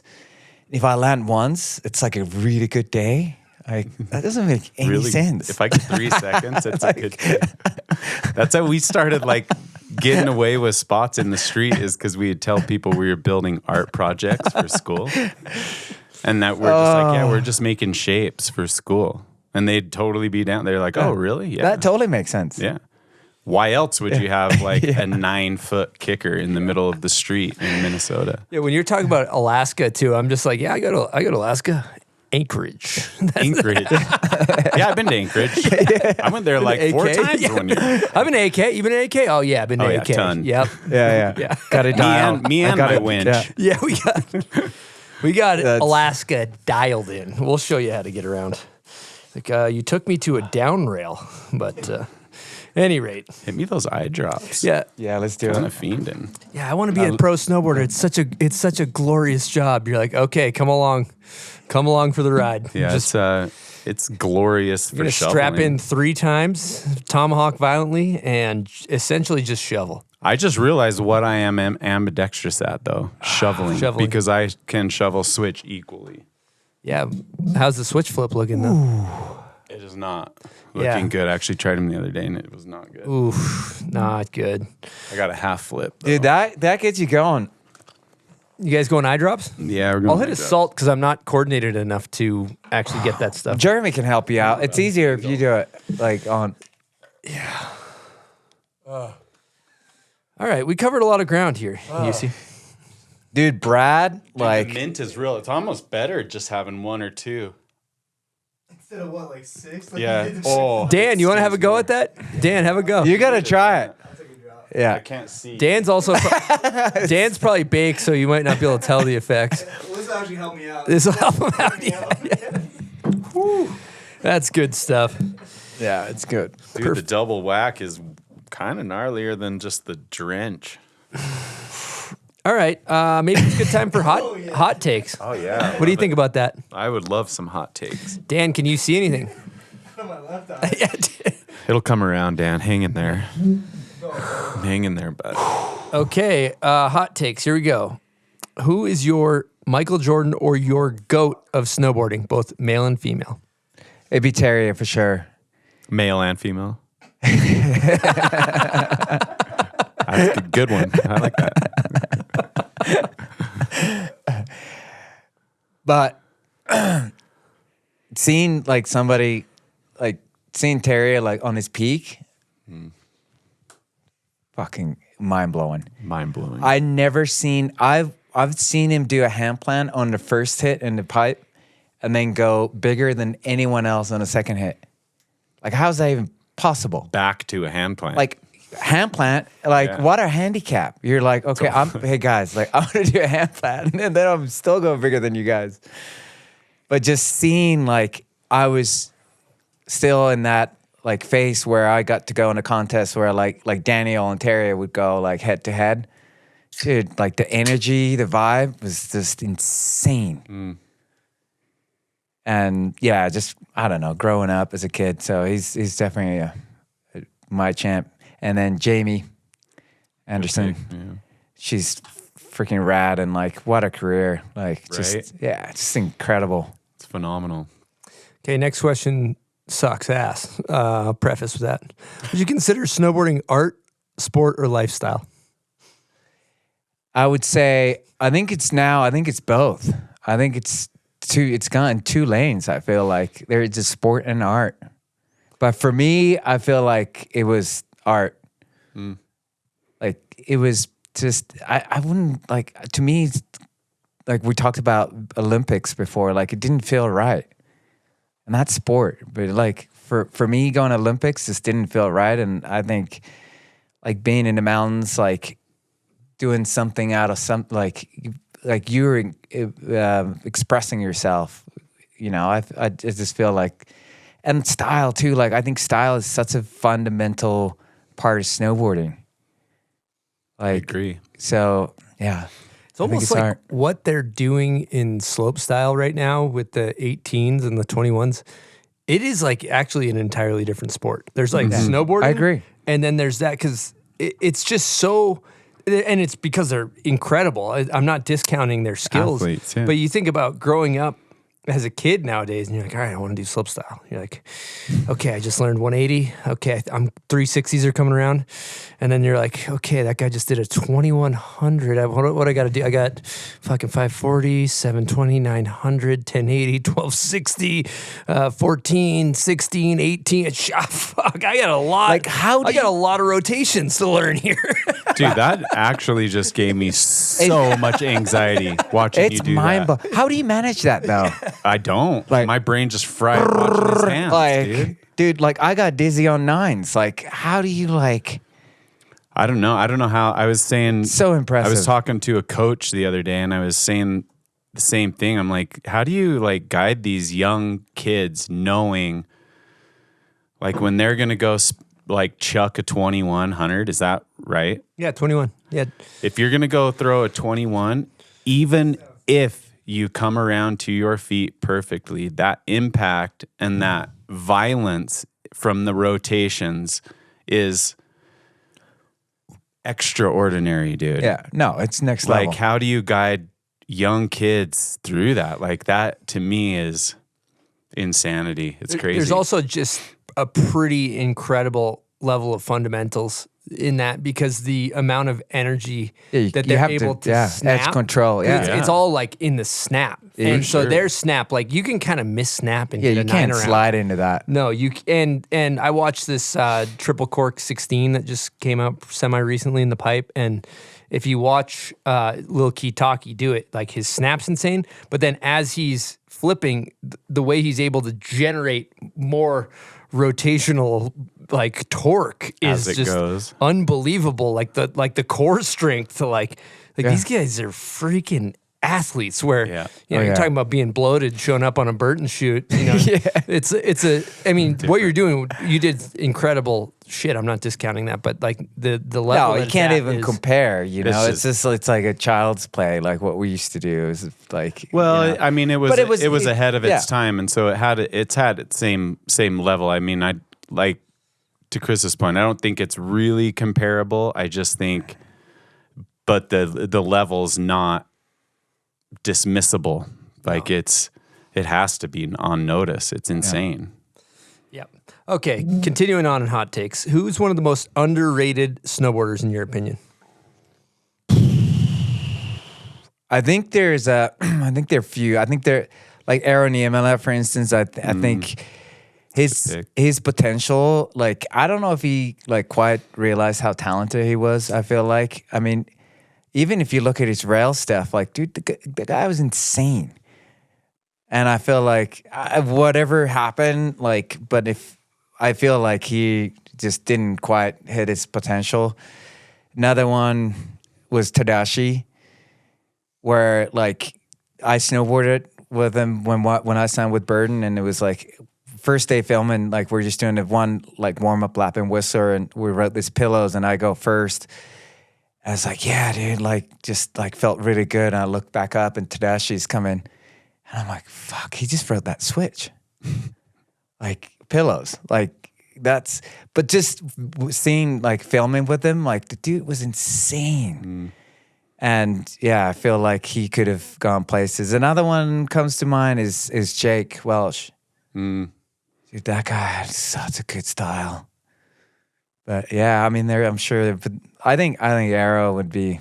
Yeah, the one I like that, the Arrow. Yeah. Arrow's a good one. And even like he was at the X Games. I think he could have won the X Games if he wanted to, but he was just kind of like, Like, I think you said it best. I wonder if he actually ever knew that he was as good as he was, because he was. Yeah, he had some sleeper tricks that were just. He didn't fall. Like in the backcountry, I remember. I think he might have had. He's up there for probably greatest landing percentage of anybody to ever walk the planet. Yeah, Devin, Mikey, Arrow. You know, there's and one of the sickest songs in. Is it Derelictica? He has the big drill car. Oh, the song? opener song part. Yeah, yeah, or promo copy maybe. Promo copy maybe. Yep. Yeah. And if you look, one more thing, if he lands every time he lands, hands in the pockets. You watch him come into landing. Hands in the pockets. Arrows Boss. just hands down. Such a good style. Have to do a little arrow watch party later. Okay, next question. Choose your words wisely here. Steel, steel or powder? Wisely, you say. Dude, I think you'd have to pay a lot for me to hit steel. Like it would have to be like pretty high stack. All right, let's just talk about hypothetical. Kink rail, middle of the stairs, bone dry concrete. We're talking 20 flat 20. What's it going to take to get you to put something up on that right now? I don't think there's a mount in the world. For a switch front board? No, Just make it down. Just not interested. There's no mount. 6 figures. No, 20 flat 20. Billy, no way. I'll give you the stair count. I don't fucking 18 flat 18. It's like, and the 18's and the flat's 10 feet. well, I guess I could go Switch 50-50. like how Mama used to do the front boards on the cricket grind. The front board kinks where it's the like bear look, just go blind, you just go look and like, up the rail. boom. Well, yeah, it's just like figure out what the hospital bill is and then just tack on whatever you need to be Yeah, set. thanks. But Mommy was like, he did. I remember one time we were in the bar, just, doing the usual, like pretty deep. And like, he's like, dude, I think I got this like kink rail. And then we go straight from bar. Like we walk in his house, get his snowboard, and he starts like going on this rail. Classic, like, dude. Oh my God, this is like wild. Malami was straight up a beast. Dude, in the street. Were we talking camera or we're talking just good times kink rail? It was like pretty tight, like down, flat down. And like, it was like not a big one, but pretty technical. Cause it's like, you landed like I'm not an expert on that, but I just looked at that. Like you kind of have to like, I would have to be on my game to operate this. And like coming in, fairly like, a few beers in, it's like, it wasn't a good scene. Was somebody filming it? Or was you guys just I can't honestly happen. I might have been just doing it for fun. I don't know. That's incredible. Just pull me in. Okay, so steel or powder, you didn't answer that yet. Powder surfing. Okay. Powder surfing. surfing. Okay, I love that. In your opinion, who's got the best style ever? For me personally, like that was like, it would be Ingemar Backlund. Like just like his whole like outfit, like those like khaki pants, like never wearing a jacket. Like he always landed kind of straight-legged, like just bolts, you know? And just, dude, it was just such a sick style. Like, and he rode pipe too. Like I remember like there was a sequence in like Transworld where he did like a half gap 9 in the pipe. Like that's insane. And like his ability to do like crazy like technical tricks, but then go like 30 feet down a quarter pipe. And I don't know, today for me it was just like this is like so iconic. But obviously there's like, you know, Jamie, Devin, like he had a very unique style too, which was awesome. But yeah. Okay, who's got your favorite method? Jamie Lynn. Woo. Yeah. What's no your, gloves. What's your favorite snowboard video ever made?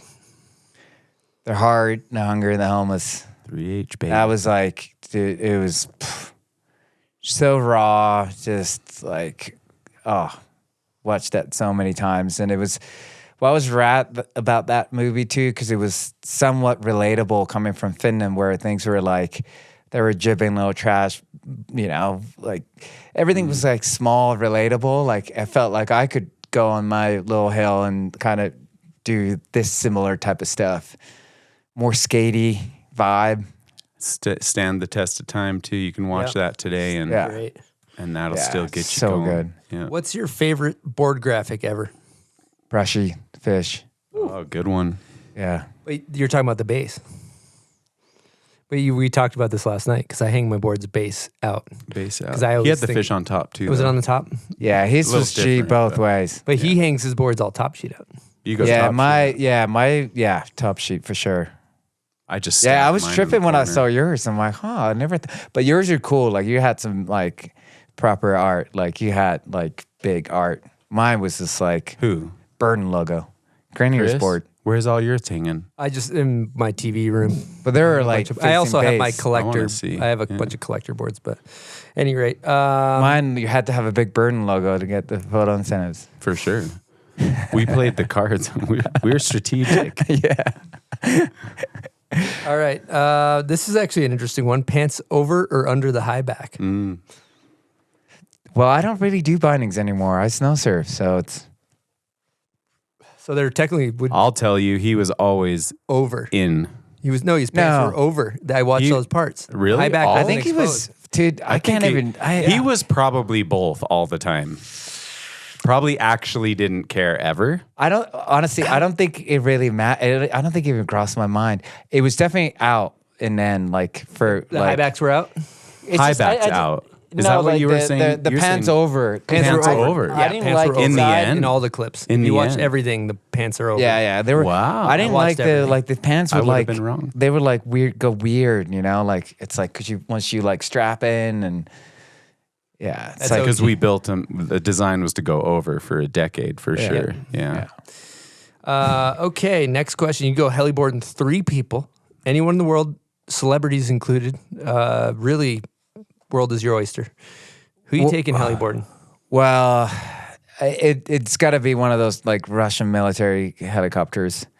Okay. It's sorry, they ain't 3. Like it's a whole Robot Food gang with like the filmers, photographers, the team managers, that like just to have a day with that group, dude. So you're going Russian Montel's chopper. I'm willing to take a risk, the heli to go down. Like, yeah, I'll take a risk. It's going Cold War Russian military grade heli packed with the robot food. All right, next question. Dream sponsor, anything in the world, doesn't have to be snowboard related. Love this one. Well, we're in like this new phase of like our kids are getting older. They're 16 and 18. So we're sort of like slowly start thinking like what's next. So like it'd be pretty sweet, like maybe like Airbnb, you know, where you could just like you could go wherever, very like thoughtful. just like have like mint places all over the world. That's a that's fucking actually- good one. That would be That's a kind of fucking nice. good I'd one. sign the 6-figure Airbnb faux show. Yeah, let's get somebody. Let's get Astafin back on the line. Yeah, let's line do that this. up. Runke, let's go, baby. Okay, first try, go to backcountry step down, like a hog, gotta land. What are you going with? Swip back 5. Yep. That's what I thought you were going to say. Okay. Swit. Yes. A lot of people call it SWAC 5. Not on board with that. Next question. Also not. Worst trend? Worst trend. Well, maybe in snowboarding, like what really like gets me, like when you're in the lift lines and people like blasting music in a lift line, like fucking annoying. Just like there's like 100 people sitting there, you're blasting some music, and it's like I don't know. I just find that like, yeah, maybe it's the finish in me, but I'm just like, dude, like keep it to yourself. Like your music sucks. I don't want to like. I can back that, even if it's music you're into. Like I already hate like being on a line. That's already sucks. But then I gotta listen to your music. Like, dude, that's not cool. Like, I don't know. Flip it. Okay. I like it. I like that. Great answer. Setups. We always ask our guests, what board are you riding these days? The Burton Snow Surfer. Definitely go to. And then for snowboard right now, it's the Gentem 145 Hornet. What even is it? That? Doesn't like airborne. It's maxed out for like 5 feet. It doesn't fly more than that. It has to be like on the ground. Turns really well. Nice. And you know what's funny? Because it's when I went to Japan and I linked up with the Gentem guys, and I was watching them and they were getting so like hyped on turning. And I was like, dude, I don't get it. Like, why are you so happy like doing turns? And then I got on the Gentem and I was like, oh, I get it. Like it is fun. Cuts it up. Just yeah. And it's corner speed. We call that in motocross. Good corner speed. Mm-hmm. Yeah, it's fun. So what's going on with the new UC Pow Surf Fanatic? I just love like just the piece of like it's so peaceful. Just getting out, like snowshoes, getting out, and you're just like out. Like I have this little zone in Mammoth where I go to, and there's always POW. It's my little heaven, and I just put a boot pack, and it's not like enough vertical for people to go like hike that for snowboarding or skiing. So it's like always fresh. And then I'll just put a boot back and I just go and just jam solo or with my dog. It's just fun. Yeah. You see his honey hole. Yeah. Yeah. You're just grooving. Pow hole. What's next for UC Oksanen? Oh man. Well, like I said before, kids are growing up, which is a trip, you know. So we're slowly start tinkering like what's next. Like we're just before I was coming here, we're looking at like dreaming houses in France. Daydreaming. Still want to pursue photo stuff. I feel like I still have things to learn and do projects in that space. So definitely want to like do a little bit more in that space. And yeah, man, just enjoy life, man. It's beautiful just to be on this planet and enjoying the people I love, and just so proud of my kids to finally get to this stage where yeah, it's such a journey with your kids. And like once they get to this age where like you feel like all that work is paying off, like they come into their own, and feel so proud of them. And just feels good. Like it's kind of like when I retired, I felt like relief. Now it's like seeing your kids to like growing up and getting after their little journeys. It's like it just feels really good. So just enjoy life, man. Love it. Beautiful. And the kids are doing cool stuff too. I know one of your sons, pretty nasty soccer player. Yeah. So yeah, Gabriel got recruited to Philly when he was 14. Then he played it in Salt Lake for a couple years, and then now he's just signed a pro contract with the men's team in Finland. So he's been there for a year. He's on Finnish national team, making his strides, just having awesome, just growing up so fast, man. Like just lives on his own, cooks his food. His teammates are like, 20 to 30-year-old men. That's crazy. He's such a champ, dude. That's crazy. How's his switchback nine, though, is the kind of the question I was wondering. Well, he's one of those guys, like, I think he could do anything, like, I don't know, dad, biased. But I think he could get... You kind of know talent, though. Quick little lesson, I think he would get it. Mm-hmm. Yeah. And then my younger one, he's a skater, snowboarder. He's my shredder dude. Into jiu-jitsu. Sick. Yeah, crushing it. Yeah. So, yeah, and my son is, Gabriel's actually coming home. He's been in Finland for a year, so he's coming home for 2 months tomorrow. So we got the gang's back. That's exciting. So that's exciting. It's very special. Cool. Love it. Hype for you. Cool. Lastly, we always throw out the option if you want to throw any thank yous out. Well, honestly, like, snowboarding, like, is a team sport. You wouldn't do this by yourself. So it's like there's just so many people who have helped along the way. Jari from Finland, distributor, and Steve Astafan being on my side, like getting everything started, and so many people involved in between there. And when I retired, it's like it's hard to count, but yeah, you know who you are, and like photographers, filmers, writers, like just it's been a really special journey, and feel blessed to be like being able to meet so many awesome humans. Cool. You're a good pro. You're a good example of a good pro, both video and professionally. So thanks for your contribution to snowboarding. Likewise, I think it was appreciate well it. worth having you around. What a great chat, boys. Yeah. Thank you, dude. Time, It so was too. special. Yeah. Jeremy, Thanks, Juice. always a pleasure. Thanks, Chris. Appreciate you coming on. Appreciate you being Get back to you, baby. Yeah. What a Yep. day, man. Yeah, big day. Huge day. Big day. Daniel, Dude. thanks for coming. Thank you. Yep. Who wants to do that? Dan, do you want to have a go at the sign-off? Why don't you get in there? I tried this the other time on dog water at it. You got this. You got this. Come on, Dan. Give it a wing. Just want to thank everybody for tuning in, and another great episode of the Bomb Hole. Signing off.